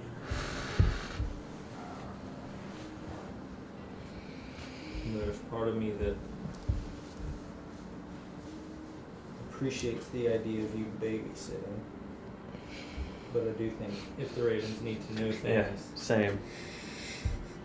then you should be in on this next meeting and see where it goes, because I think it will be with the whereabouts of things going on, as well as allowing Alara to run loosely in our area and then meet back up with us after our meeting and go up to our room. That way there is no scrying or anything like that. She cannot disable the alarms with us present if we are watching her, correct? I have no idea. I wouldn't know. Magical peoples? Any ideas? I don't have a lot of information about that kind of magic, but There's a 13 Arcana check. Would we know if she was doing shit? Well, I mean, there is also. obviously, you know from your previous abilities that you had a means by which to, if you wanted to, cast or dispel magic subtly without having to do anything. this is true. Oh, yeah. So I will relay You don't that to have people. all of her skill set, but that is a skill set that somebody could possess. Yeah. For this. You know, we could also just get her her own room near ours, and it'd be expensive, but for one night it might be worth it. I don't know, she talked herself into a beer.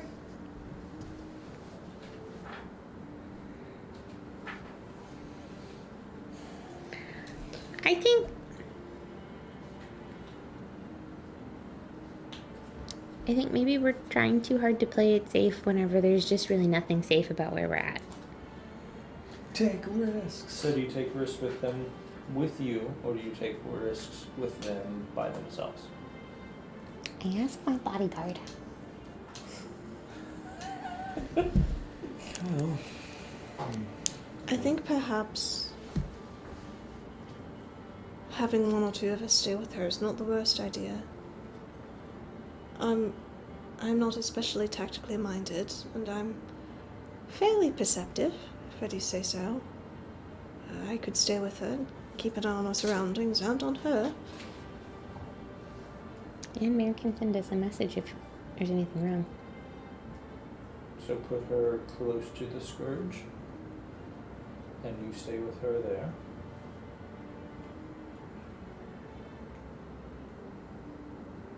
Is that what I am hearing? I don't think that would go amiss. If you think near the Scourge is the best idea. They are the only place I know that is truly, from a personnel standpoint and their intentions, safe. They are still poor. They do not have much, but I trust their character. There might be safer places, as in with the Ravens. I can't guarantee that they're going to be safer there at the moment. Yes, and That that's being my said, though, concern. do we want to... we need to make a decision. So the question is, do we put your people at risk? Do we put her at risk with my people? Or do we put her at risk by letting her wander on her own until we get back? So I would not put her in a scourge home. I would put her in a scourge neighborhood with the request that a watch be kept. Generally, scourge neighborhoods are very safe at night. They're very quiet for sure. Yes, they are.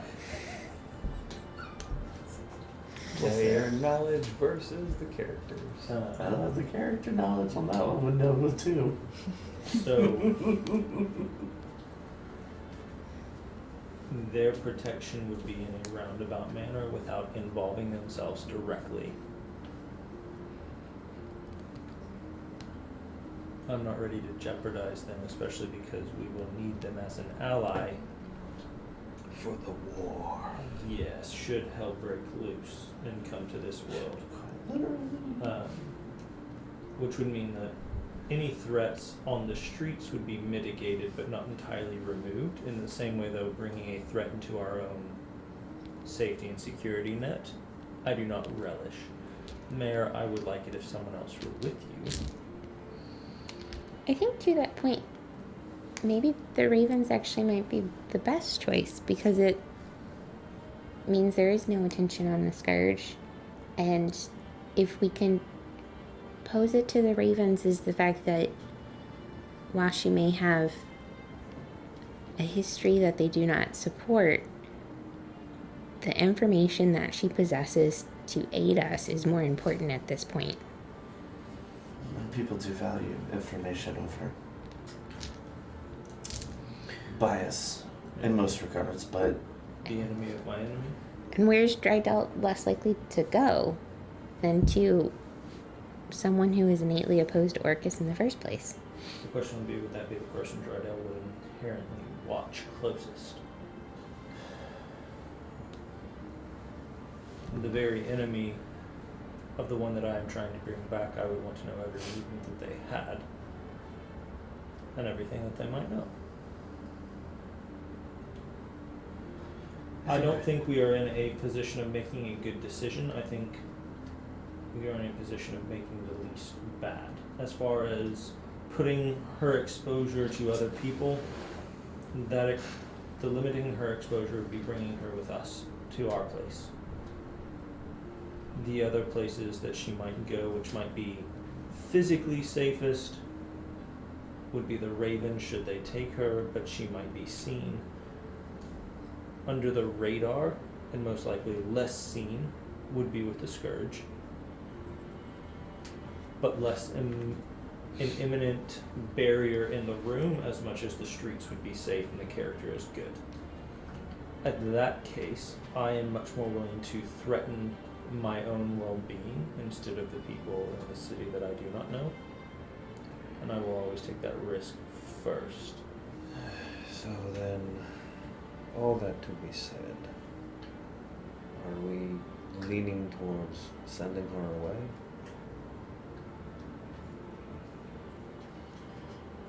I think almost rather the opposite. It seems as though Mr. Racker is suggesting we keep her close.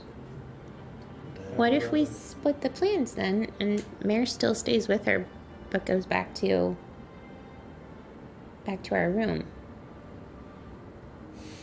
Who needs to go to this meeting with our ranger friend? Definitely us. Yes. it seems like Do we my know? involvement there would probably be easier as far as information goes. The information would be good to pass on to the Ravens. What was he going to? What was the? Okay, that's what I thought. We'll find out. Well then, we'll keep the walkie-talkies on. And if anything pertinent comes up, you tell us. So who all is going to this meeting? I think it is the three of you. I think I'm going to play with these two. Are we all okay with this arrangement? I think no one is okay with any of it. There we go. But we're about as okay as we're going to be. That is is I think we've chosen the lesser of 5 evils, and we need to just run with it. Yep.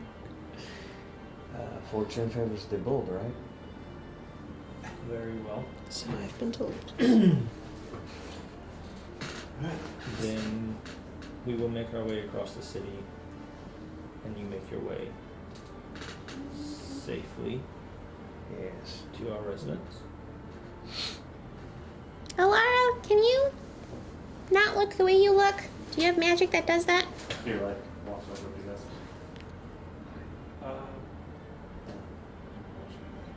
Every once in a while I'd be given something to slightly change my appearance by father. And lately, no, slightly. My wife. Are you skilled in magics at all? That sounds like a no, but sure. The use of items of magical nature, sure. Okay. Myself, no. But you know. Do we happen to have any garments that might be draped to resemble a middle-class, wealthier servant? The servants are sent on missions frequently for their household. I have a little concern about what she's wearing. It's more of the face is kind of, it stands out just a bit. A bit, but if we can take lesser pathways, move with purpose through the city, we're less likely to be noticed. Do you have a I'm sure I can whip something up. since my face is the immediate issue, One more be the cover. simplest solution. Yeah, we can work it out. And Augustino will start digging around. So, expedite things, and we turn next day. Mm. You guys are heading off to meetings with Gabriel. As soon as we're done with her, I'm gonna sign off on the little, like, your friends, the misadventurers. P.S. Maybe send someone to talk to her and send that off to Baspar. Oh, and it does have a little, like, P.P.S. If you need to make any comments, please contact Riker. Okay. And so you guys are heading off towards Yevrin. Mm-hmm. You three are heading towards the tower. Mhm. Hotel. Yeah. We're gonna take a little break. So this is break time. Now that we got through a conversation, let's take a break. For that conversation. You don't know it. It's your lair. That would actually make sense considering you have all of this coin and wealth that you're acquiring for With the wet bar, your god. my favorite terrain, or like In the instance of combat happening, they all become energy drinks and healing potions. well, I mean, I have that amulet. One of them does become a Yeah. healing potion for you. I legitimately get one greater healing potion by drinking booze a day because of an item I bought last I game. love it. Yeah. I do And too. to the enemy, they all become poisons. That would be Hee funny. hee hee. So, come back in. We'll do quickly with you guys. Yeah. So as y'all sort of approaching, you'll also look at this. Do you want me to go up with y'all, or do you want me to meet y'all there? How would we explain her as we walked in, if someone asked? We would have stopped along the way and grabbed very brief, lightweight but bulky packages from flower shops, perhaps a tunic or a scarf or a hair ornament or something, and we would be carrying packages up with shop assistance. Okay.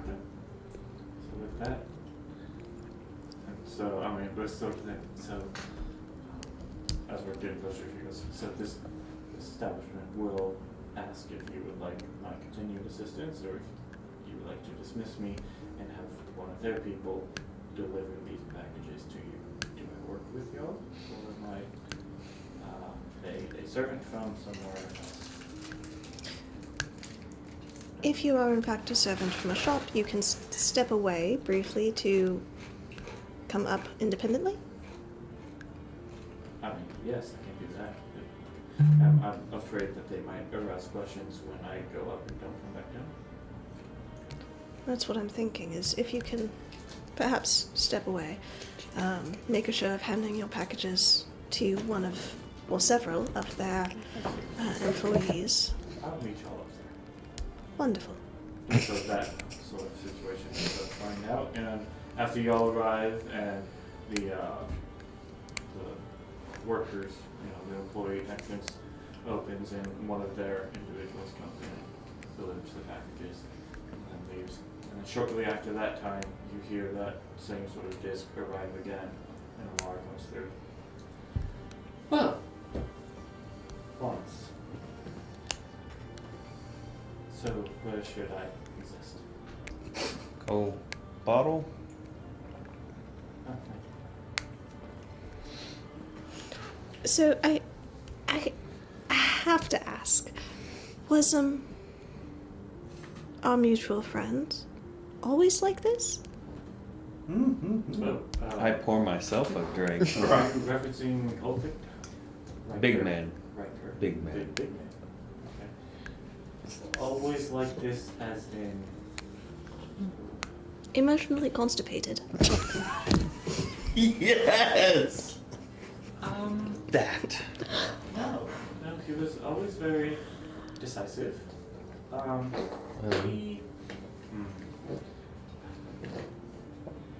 He was what one might describe as having a very short fuse, and therefore didn't bother with why overcomplicate things when you can just exert a little aggression. He was in charge of commanding a large group of very unruly individuals, and the fiends were not a part of it. So as such,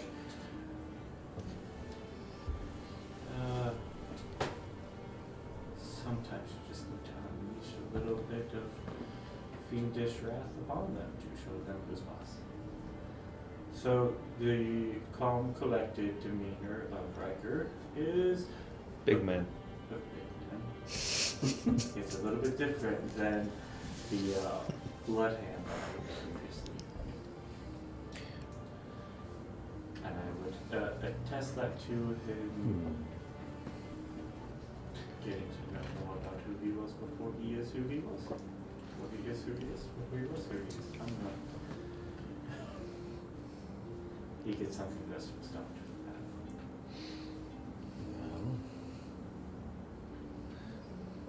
You never know. You might be lucky and get all sorts of good things in life. That's part of how life works, right? I don't know how life works. I'm still figuring that out. I don't either. I was going to ask, is it? I don't know. I thought it sounded good. I'm discovering Maybe not. what free will is just by being here. It's terrifying in a way. Absolutely it is. So what do you want to do with that free will right I don't know. Live, primarily. now? I mean, in this moment. Right now. Yes. Because it's something. Not at all. Smells like you. No? No, what'd you say? There are plenty of ways that we could pass time. Get this huge place. Drinks. Exactly. Do we have a deck of cards or something? Shit? I'm sure we do. Uno. Yeah. Sorry, I forgot. That's a cursed game.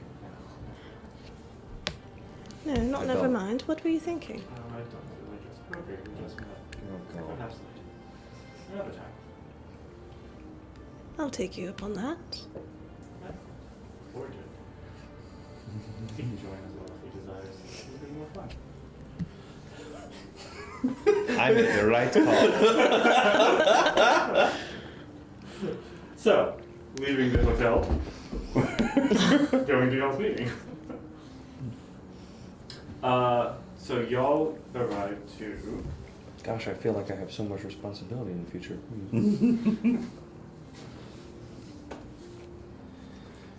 Oh no. There it is. Y'all arrive to the Dragon and Eel Tavern. As you walk in, it seems a very It is a nice tavern. It's well put together, well to do. It is out. It's in the general populace, right? It's not in the rich part of town. But it does seem like they pride themselves on maintaining it, you know, a nice establishment. And there are a few patrons that you're hearing about. And as you walk in, you are greeted by a human man, a little rotund, a little like receding hairline, nice big like rosy cheeks. He goes, "Hi, hello, I am Briar Butchman. I am the owner of this establishment. Welcome to the Dragon and Wheel. Are you looking to dine or just come by?" I think, Dine, we're actually waiting for a friend to meet us. And I sort of scan the area. You see a half-elven gentleman with very dark raven hair is sort of sitting at the bar itself. Oh, we see him. Do you have maybe like a table or a little like room that we can meet in? You're here to meet Gare. Of course, he said he was expecting some friends. All right, perfect. Yeah, let's go on in. He's no stranger here. He'll take care of it. Absolutely welcome, of course. And as you sort of walk by, you are walking by the bar, and you notice that there's an individual behind the bar. And something doesn't seem quite proportionately right. And obviously you're having a little bit of a harder time seeing as you are shorter. But Rikers, you sort of walk in, you sort of look over and having a more downward angle at the bar, you notice that this individual is a dwarf who is wearing stilts so that he can access the Respect. And so as you see him walking, you get to Gare and Gaverin and sort of arrive. He sort of looks at you and goes, "Right, well, there are fewer of you than I was expecting, but welcome. Gwyneth, these are my friends. We will take that seat back there." Gwyneth goes, "All right, yeah. So, is there anything you would like to drink before you take off?" I'll probably just have a seltzer water. Right, for the Tin Man and you. Oh, that just surprised me. Right. I'm on duty. Nothing for me. Thank you. Right. So like Poor goes man. out, and like at one point you watch as he like goes up to this like sort of platform. Actually, if you can get him a water, hydration is very important. I will drink it later. He gets like behind the bar. And you watch at one point he like seems to walk up to a shelf and then like step onto the shelf and then step down some steps to access something on the bottom and then come back up. You get back, resituate himself on shelves, and then continue moving around. And he ends up as like bringing you guys. You get your seltzer water. It seems like he's looking at like it's water. It's water, and he took like what looked to be like a lemon or something, just to give it something that wasn't just water. It's water. And then you also get a water. It's just like you guys are ordering water kind of thing. This is like a beer. Thank you. And you get this.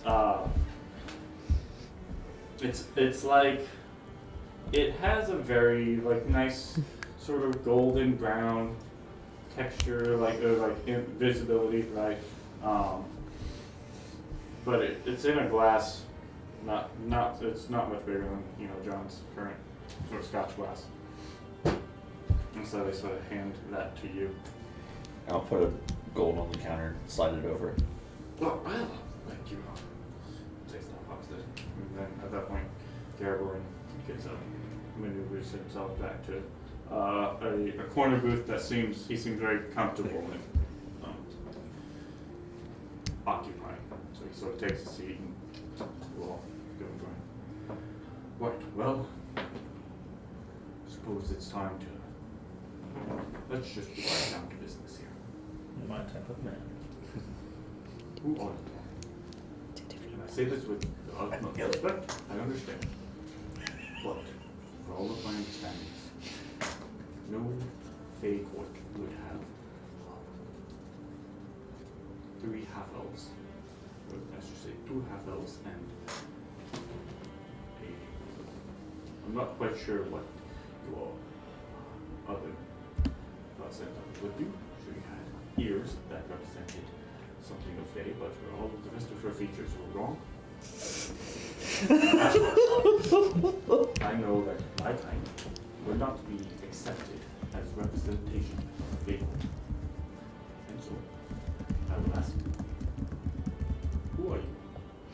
I mean, personally, I'm a little offended about you saying your kind wouldn't be representation of the Fae Court, because honestly, like, I'm the representation of the Fae Court and they're my retinue, which means I've decided that they're representation for me, and since I'm representation for the Fae Court, by principles of, it's a math thing, I don't remember, I didn't like math growing up, but technically that makes them representatives of the Fae Court as well, so, like, I'm not entirely sure I understand what you're saying.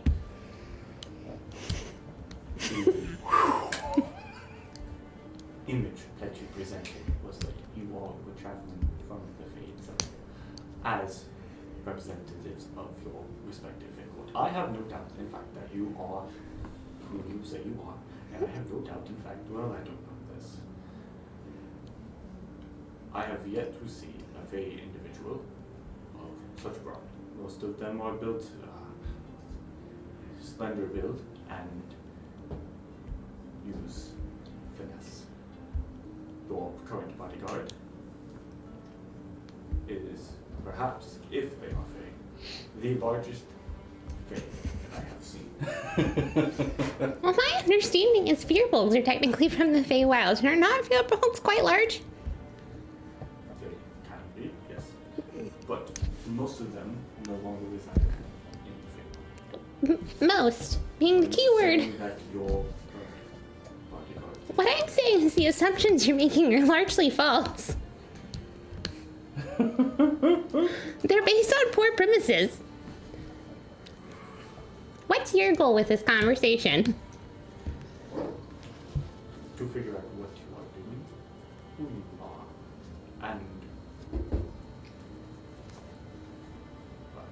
you have presented very dangerous things, and I feel like what you have presented is in fact true. And I would like to know more of your truths between your lies. I'm gonna just look casually at Raker. Like, how would you like to proceed? He's speaking to the ambassadress. But if you're speaking to me, I will speak to all three of you. I would say this. Our other companions had a unforeseen errand, so. The Moon Empress of creatures in this realm and other realms can choose her entourage at her own pleasure, and gives her ambassadress the authority to pick the people that she would choose, whether they be from the Feywild or not. Being someone working in this realm, it makes a lot of sense to pull from people of this realm and bring in a tighter connection with the Moon Empress. As that goes, I have no desire to question who or where or what from, and you can ask all the questions you want. But we aren't lying to you in that regard. Make a deception check. That's not a deception check. You are saying that Riker knows the opinion of the Moon Empress and who she would like to be the retinue of her ambassadress. I'm saying Riker knows she didn't say no to him. Yeah. She didn't say no to you, she didn't have time on anybody else. She said you have the soul of Pheromone. Man, I can't wait for this thing. Does he get any advantage in the fact? That's all I am. We'll go with an 11. 11? Oh, freedom.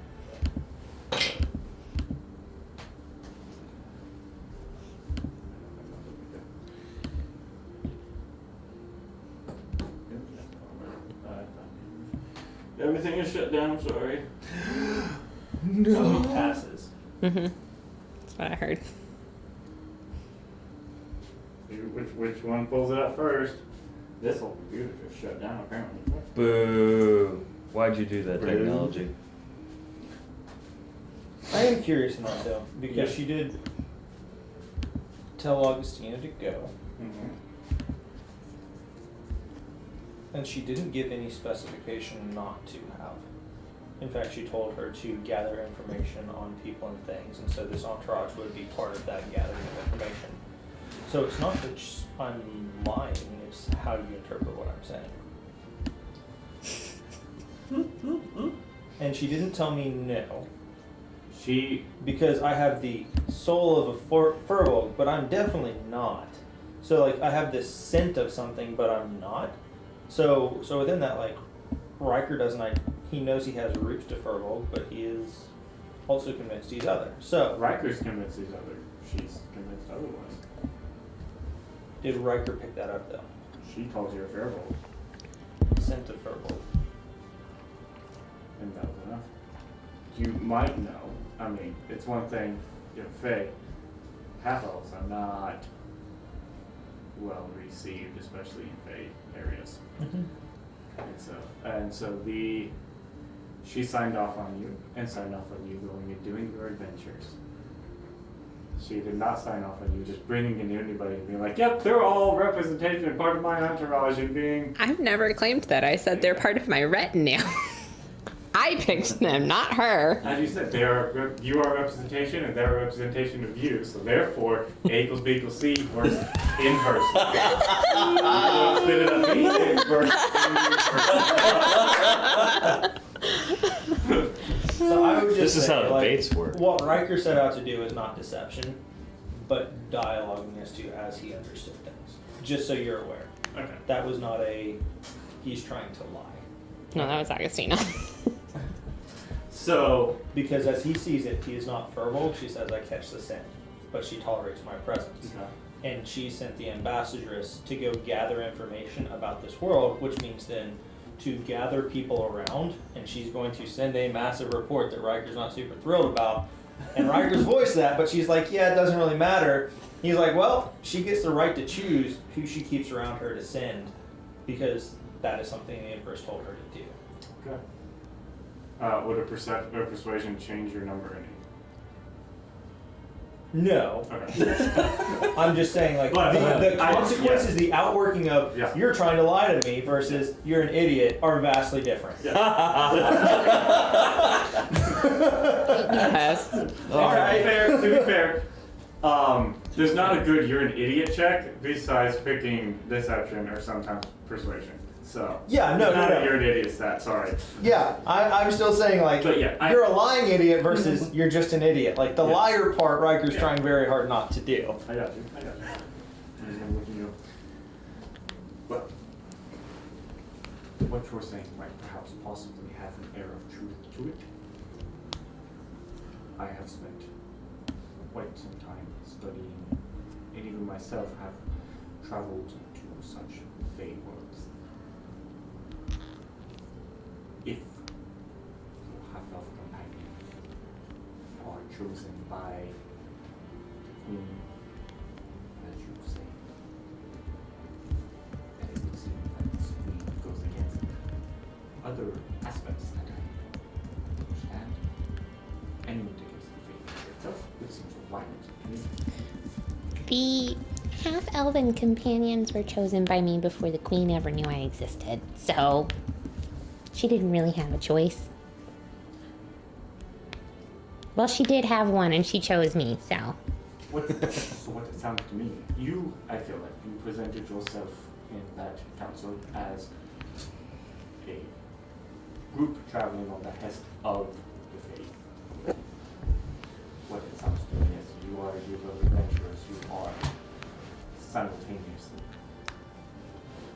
one of you, perhaps two, are working with this faith. Is that so false? I think it's a matter of interpretation of language, If you all but came together before you entered those two. I think the fact that you interpreted them as being sent from the Moon Empress is a different sort of thing, because honestly, did I say they were from the Moon Empress? I said they were my retinue. So, the fact that you took that as meaning they were from the Feywild as well is on you, not me. My question still understand. Who are you all? What is your end game? What is my end game? What is your purpose? You came and shared valuable information with the king and yet asked for nothing in return and just said, oh, we are passerbys. Are you in fact passerbys? Do you truly care nothing and just other countries share information? Or do you have more in-depth interest? I would say, first off, just in the interest of the ambassadress and the empress, this realm does in fact contain creatures of the Moon Empress, and therefore, for the ambassadress's perspective, automatically carries weight as those people or creatures must be considered. Are you traversing this country to fulfill the ambassadress's purposes?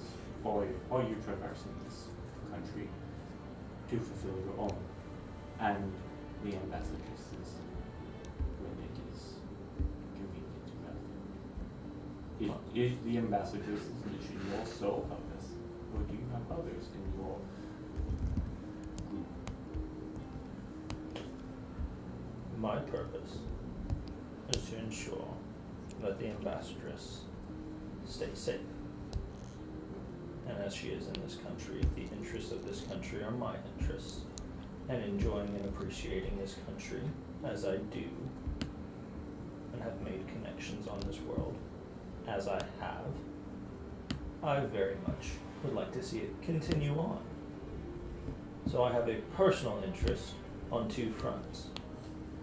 Primarily making sure that this one stays alive and well, and secondly making sure that everyone else on this place stays alive and well. Then in that, we rangers do pride ourselves on protection of the good folks from those more evil nature.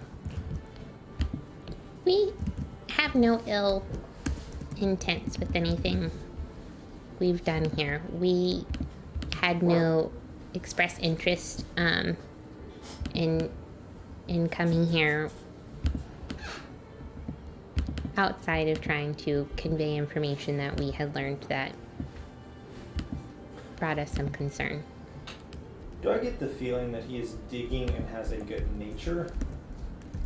And gruff like another Wood Elven Ranger that I know? Information check, or an insight check. Natural 20 Oh, yes. plus 5, so 25. Yo. He seems, he seems like he's not trying to be like, you guys evil? Like, you guys came and presented a lot of information, but he got the feeling that y'all were not telling everything, and he got some very off vibes from how your party was represented in that council. And so he was like, all right, you guys, I'm not going to call you guys out in a group because I feel like what you presented is good. But he's trying to figure out who you guys are and what you're good, who these players are that have showed up with crazy information. Right? You guys are new players in the game. He's trying to figure out what your role in that game is. I definitely get the feeling he is good. Yeah. So Riker is going to just lean forward. You are a ranger. You travel these lands. You are in service of the king of a nation that is good and seeking to take care of the people therein, correct? With one enemy, I do not serve the king. I work to protect. I am a friend of the king, but that's hard to say. I'm not a part of the king. I'm not in direct service. I happen to be in town for this meeting. My place is out in the wilds where I work. It's hard to say. I do not think that I would consider myself a servant of the king. More a So, servant of good. of everyone who is represented in that room, how do you feel about everyone else? So obviously you serve the king. You got some interesting perspectives on myself, my bodyguard, and my retinue. How do you feel about some of the other people that were in the meeting? Are all of them trustworthy? Well, the dwarf is rough, but he does seem to have the best of intentions. I have never felt anything off about him. He seems to be proud and stalwart. He's leading the entire army. He seems pretty good. The captain is solely devoted to the well-being of the princess and has always presented that.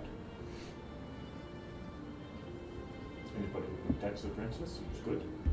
Everybody loves her. She's well liked by few. Stewart?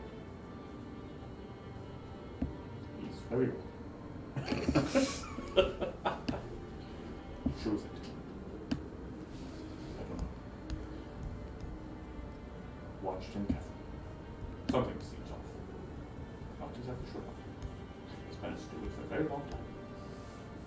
I'm not sure his deal. The king is young. Good hunter. Very young. Could be very good. Hard to tell. Early. With the right counsel and the right direction, I think they would be very well. I don't feel like you'd be easily manipulated. Does that answer your question? Christina's just gonna look over at Riker. One of the benefits that we have that you do not is we have no vested interest in her prying eyes upon our movements, so we can see things that other people might have shielded eyes to see, simply by the fact that we are an unknown player on the field.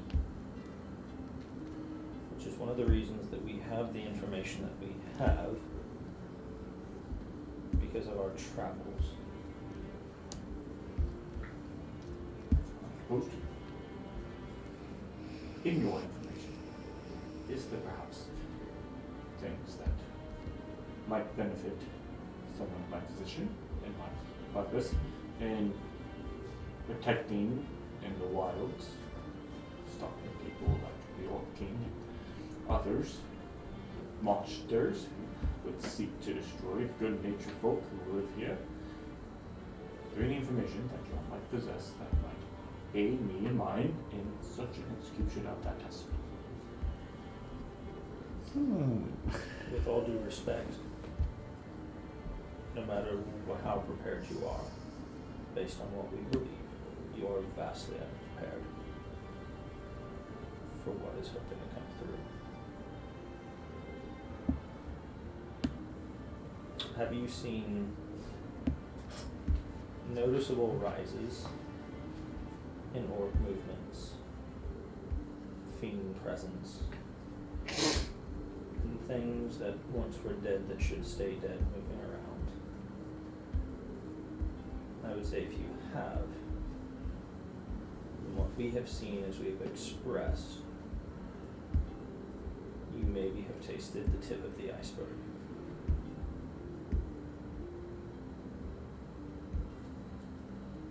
Do you know how big this iceberg gets?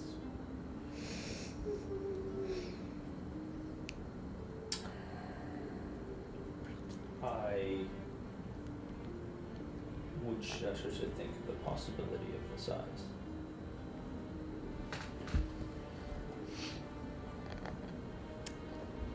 What role in this do you believe that myself and the other rangers could play? Are you actively involved in the cities or just in the wilds? Every once in a while, some people like myself will come into the cities to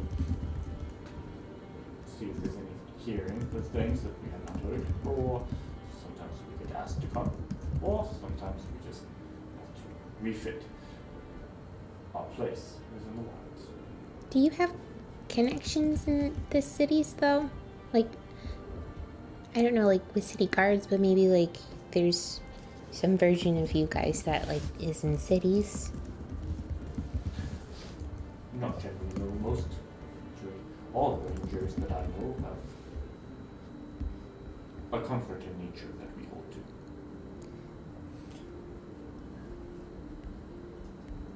I don't suppose there are ways that you might be able to detect presences and feelings of creatures around you. Premonitions, maybe.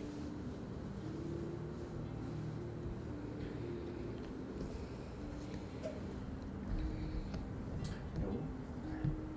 But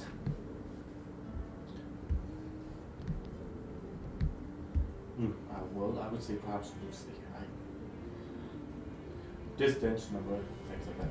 But if something were to happen to exist, something otherworldly were to happen to exist nearby, I might be able to identify such a thing as that. Where it is specifically, or the size of it, numbers, no.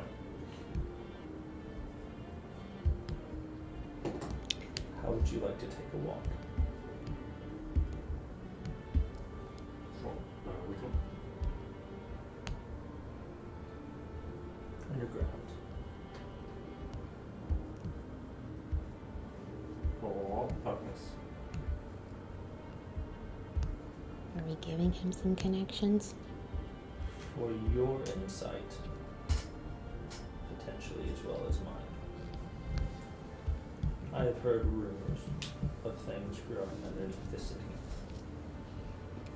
At what level I do not know, at what distance I do not know, but I know the general location that it has been set. And so to what end do you need my help? I'm all for helping. If you can sense if something is real or present, you can help me understand if it is actually true. Again, I cannot sense if it is, I cannot sense the location or the number, such that if I were to stand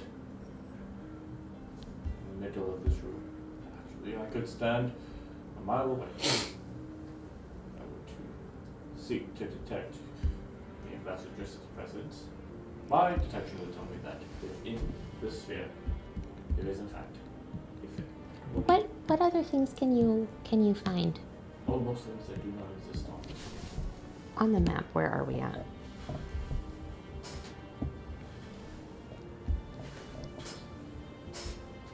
Yeah. Like, where?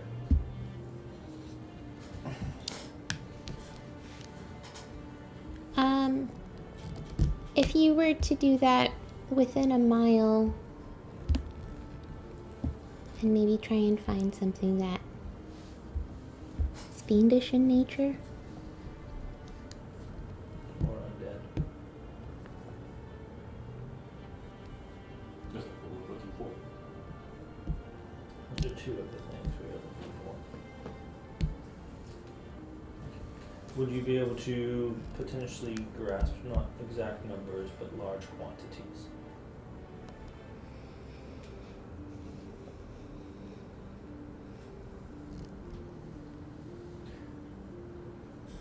I could not get location or numbers, just that there is a presence. And it would not be strength and presence either. Would you expect to find either of those here?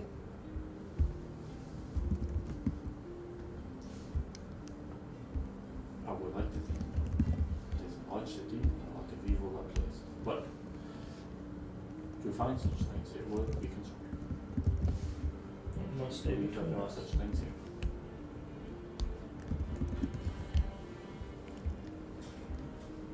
Let's take a walk. What? What do you order? Riker's going to pay the tab, leave a couple of gold. Everyone's already got it. You got Riker's it. going to add a gold tip then. And Riker's going to walk not through the scourge areas, but entryways into the tunnels. Okay. And start navigating underneath the city. And he's going to do that like reclusively, he's not drawing attention. Underneath or right above the area that Alara said you would be able to sense the fortress Okay. close to. What? Kara is checking in with Gray and Merritt and letting them know what we're doing. Appreciate that. As you guys, this has been a time of traveling. A few hours have passed since y'all have separated ways. So, in whatever y'all are doing, y'all get. Oh, by this point, we have gotten like a variety of dessert trays sent up through room service. We're getting little Running up the little tab. snacks and munchies and like different. Do any of the strawberries have chocolate on them? Yes. Okay. Of course. Not all of them. You're not there. You can't make these decisions Various for like us. tropical fruits and from overseas and yes. Just running up that tab Yep. as Absolutely. much as friggin' possible. Do you get a chocolate fondue fountain? Not yet. We haven't reached that point yet. How would that function though? I'm trying Laura's to. very friendly. She loves you guys. This is great. Yeah, I'm trying to get her to show me how she manages to catch little like cheese cubes in her mouth. And I can't. Extreme dexterity. Gracefulness. She moves like a cat. That's cool already. Far more dexterous than I am. It's just, yeah. She's like adjusting. It's great. Well, are you going to throw it at me or not? Yes. How? Aim a little higher. So, as So now we're throwing food. that's in the midst of that, y'all get an update from Kari, and you guys arrive over the spot. Oh god, are they going? So, What if he it's will like trusting in attempt their to sense? detect fiends and undead from the spot. And as he sort of sits down, he seems to like take a meditative position for like about a minute. And eventually his eyes open and goes, "What? Well, I cannot get any undead. But I did get fiends." So if it is here, it is deeper than a mile. He said he did get fiends, no undead. Yes, she said there were copious amounts of undead. Yeah, so it could be shield. Potentially. She did say, just to clarify, she said that she knew there was room for skeletons. She did not know if they were animated. Okay. She said they might be. She didn't know. The We future have- is always bright, isn't it? Some indication that this is not just here, but it's in other walled cities as well. So as a ranger, you might not understand the goings of the cities, but you would understand the people in your areas of seclusion, and should danger arise, where they might flee. Is it only the walled cities, or is it in the smaller towns surrounding the cities as well? I do not know. But you Perhaps I might can want check. to be checking for that, and you might want to be creating diversionary plans to not funnel people into traps. You may want to take care with who you're speaking in front of because your instincts may be correct.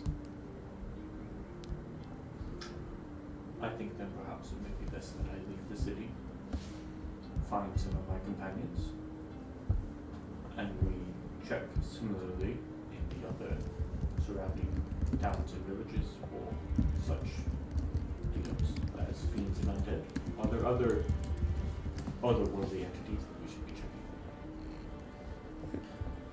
Watch out for orcs. for? Always watch out for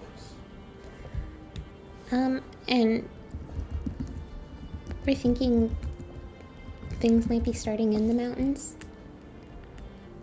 So maybe even though you're looking at cities, take care to monitor what's happening in the mountains as well. Do you know which mountains? What was the name of the dwarven city? Pointy ones. Zort. Zort. Zort will take place in, that is located in the Titan's Teeth to the north. Are the dwarves also at risk? I believe everyone in this world is at risk, starting in this country and moving outward. You are the front line. This is the front line. Right. Then the Rangers will operate as scouts for this impending doom. Scouts and Maybe trying to keep people away from cities if something does happen. People need to be prepared. And whether they need to know just yet, having caches that would be accessible for defense, unbeknownst to the people's enemies, but maybe even at this moment in time, unbeknownst to them, so as not to raise alarm and preempt plans. They might be surprised, but it might also be surprising for their enemies if they could be quickly armed. Let's see what you can find. And if there is a way to get in contact with you, we will. Augustine is gonna pull out her some of that sending paper. I don't know if this is possible, Wes, so if not, we don't do it. But like tearing it up into some smaller pieces. Okay, so she's gonna pull out her sending paper and give him 5 sheets of it. So like, If you need to get in contact with us and the normal sending spells just don't give you enough room.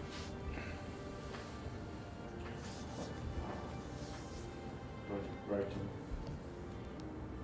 Wish It finds its us.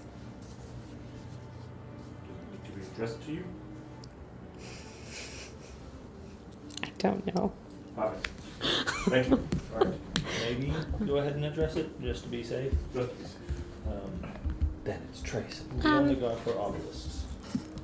Find out maybe how to destroy them if you can. We have other people looking. We have a vested interest in making sure this world goes on.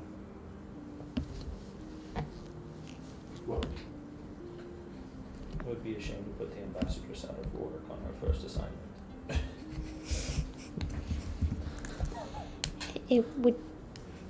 That would be a shame. My name's Augustina Belladonna, and I actually grew up in Sonnet Hour, so it would be a shame for a lot of reasons. it's nice to have a vested interest that's more than just a distant plane. I suppose I have a long night ahead. Be safe on your travels and go as quietly and quickly as possible. Of course. But you know, Record guide them up to another tunnel that would be not yeah. seen. Okay. So he takes off, and y'all head back to the hotel. Are you gonna go back or are you gonna go to the Ravens? About what time is it at this point? It's probably close to 11. Go back to the hotel.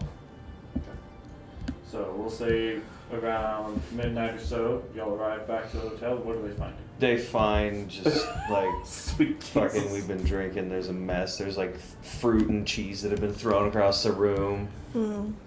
Fucking have like half a mango in my hand. I'm ready to throw it.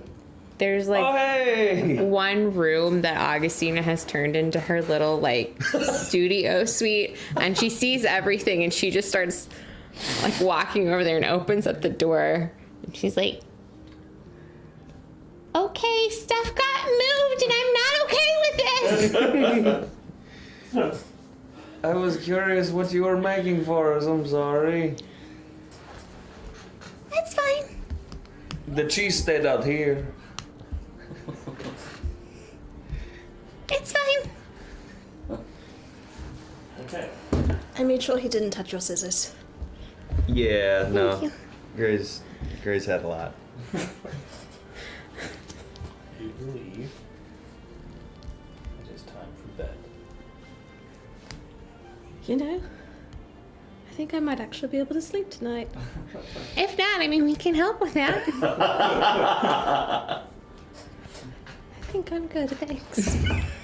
Aw. Bad sleight of hand. I don't think I stole anything off of Kari to throw in a room.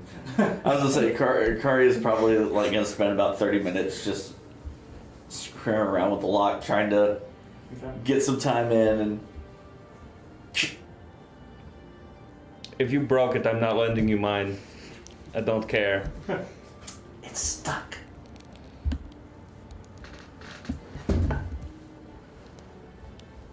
I get it out for you. But that would be a disadvantage.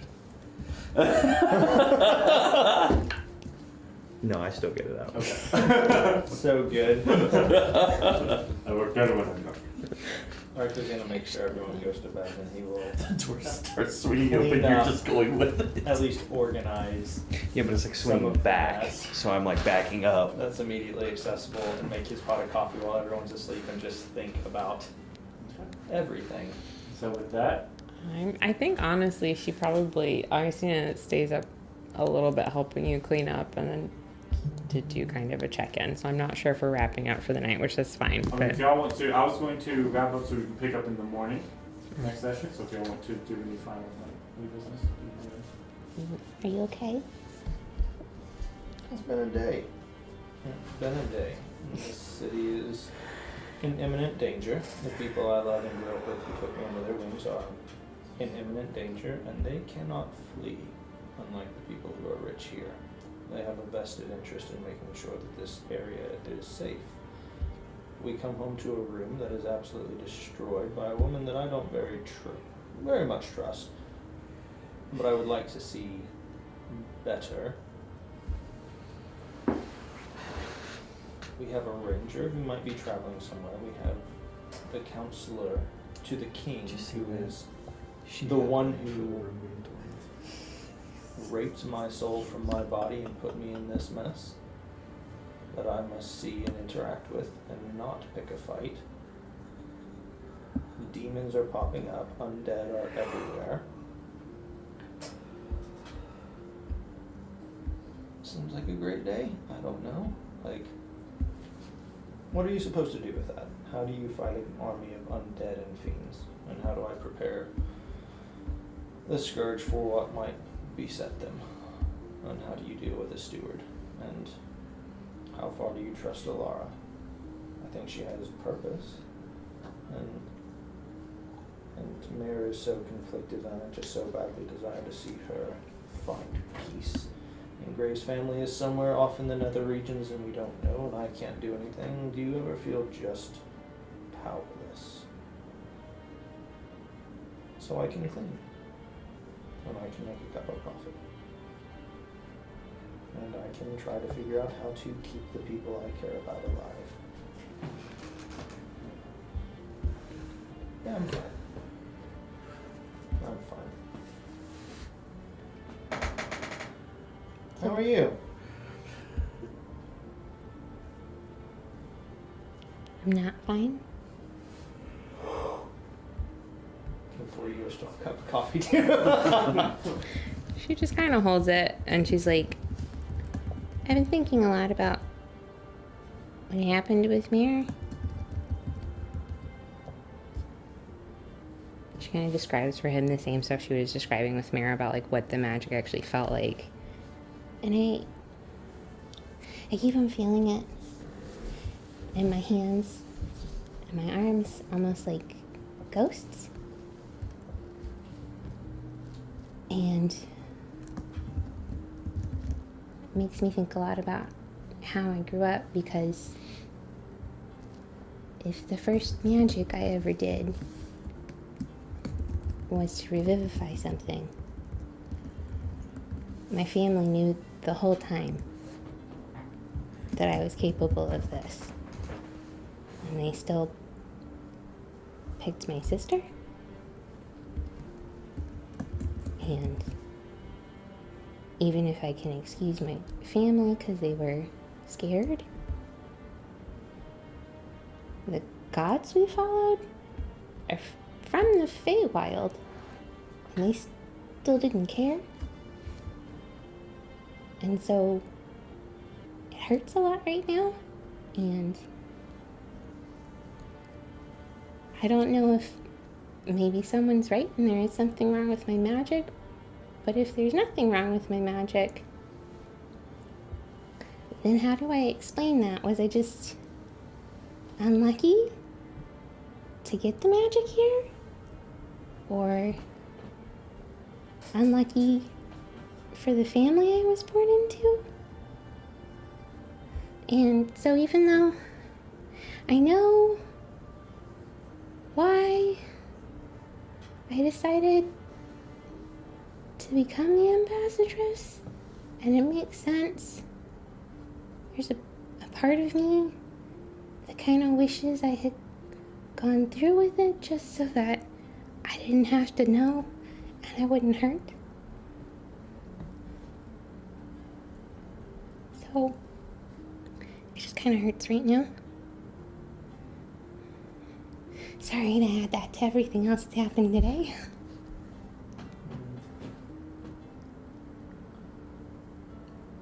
Unlucky? Was it fate that you actually wouldn't be here where you need to be if things had gone differently? The king wouldn't know, wouldn't have a ranger seeking things out. I wouldn't be able to try to care for the people I love, this group, and what we've been through if you hadn't had those interactions. Unlucky, maybe faithful, I don't know. But it's okay to hurt. Definitely means you're alive, and that's a good thing. I'm glad you didn't get rid of it, that's a good thing.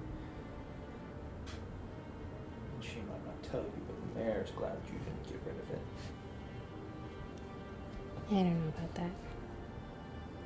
I think she's still debating if she's glad or not.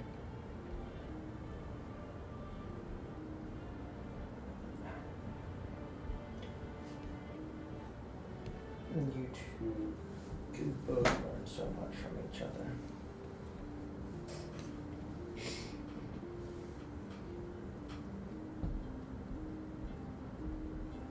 She is afraid to stand and fight for the things that are good, in the fear that that might be bad. You healed somebody and it was good.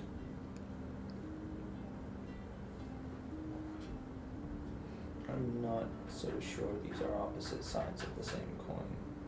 Or different coins, maybe they are on the same coin. I'm glad you're here. And your family might not have chosen you, but I chose you and I chose to stay and guard you. So, for whatever that's worth. But no, it is a sucky, sucky day. And he'll just sit down on the couch and drink his coffee, put his arm around you and we're a mess. We are all of us a mess. How is it Kari seems to be the only one who has things semi-together and that person cannot decide on what they're going to look like in a day? You know, I feel like you're throwing the baby out with the bathwater there.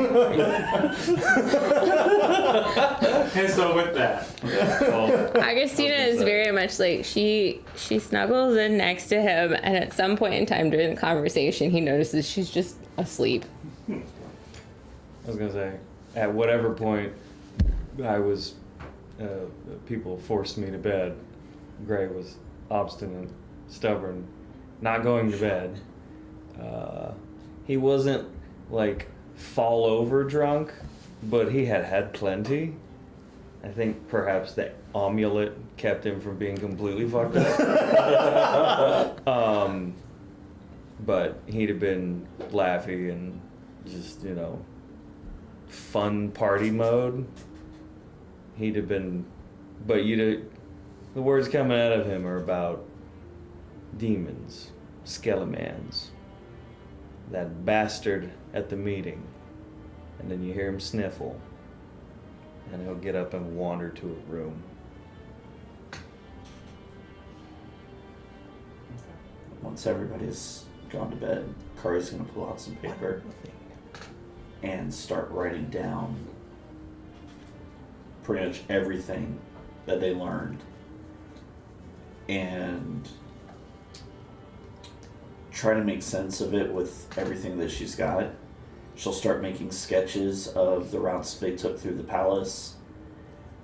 She'll probably stay up till about 2 or 3 in the morning, writing everything, sketching everything that she can, and stashing it in one of her pouches. okay. Anyone with it?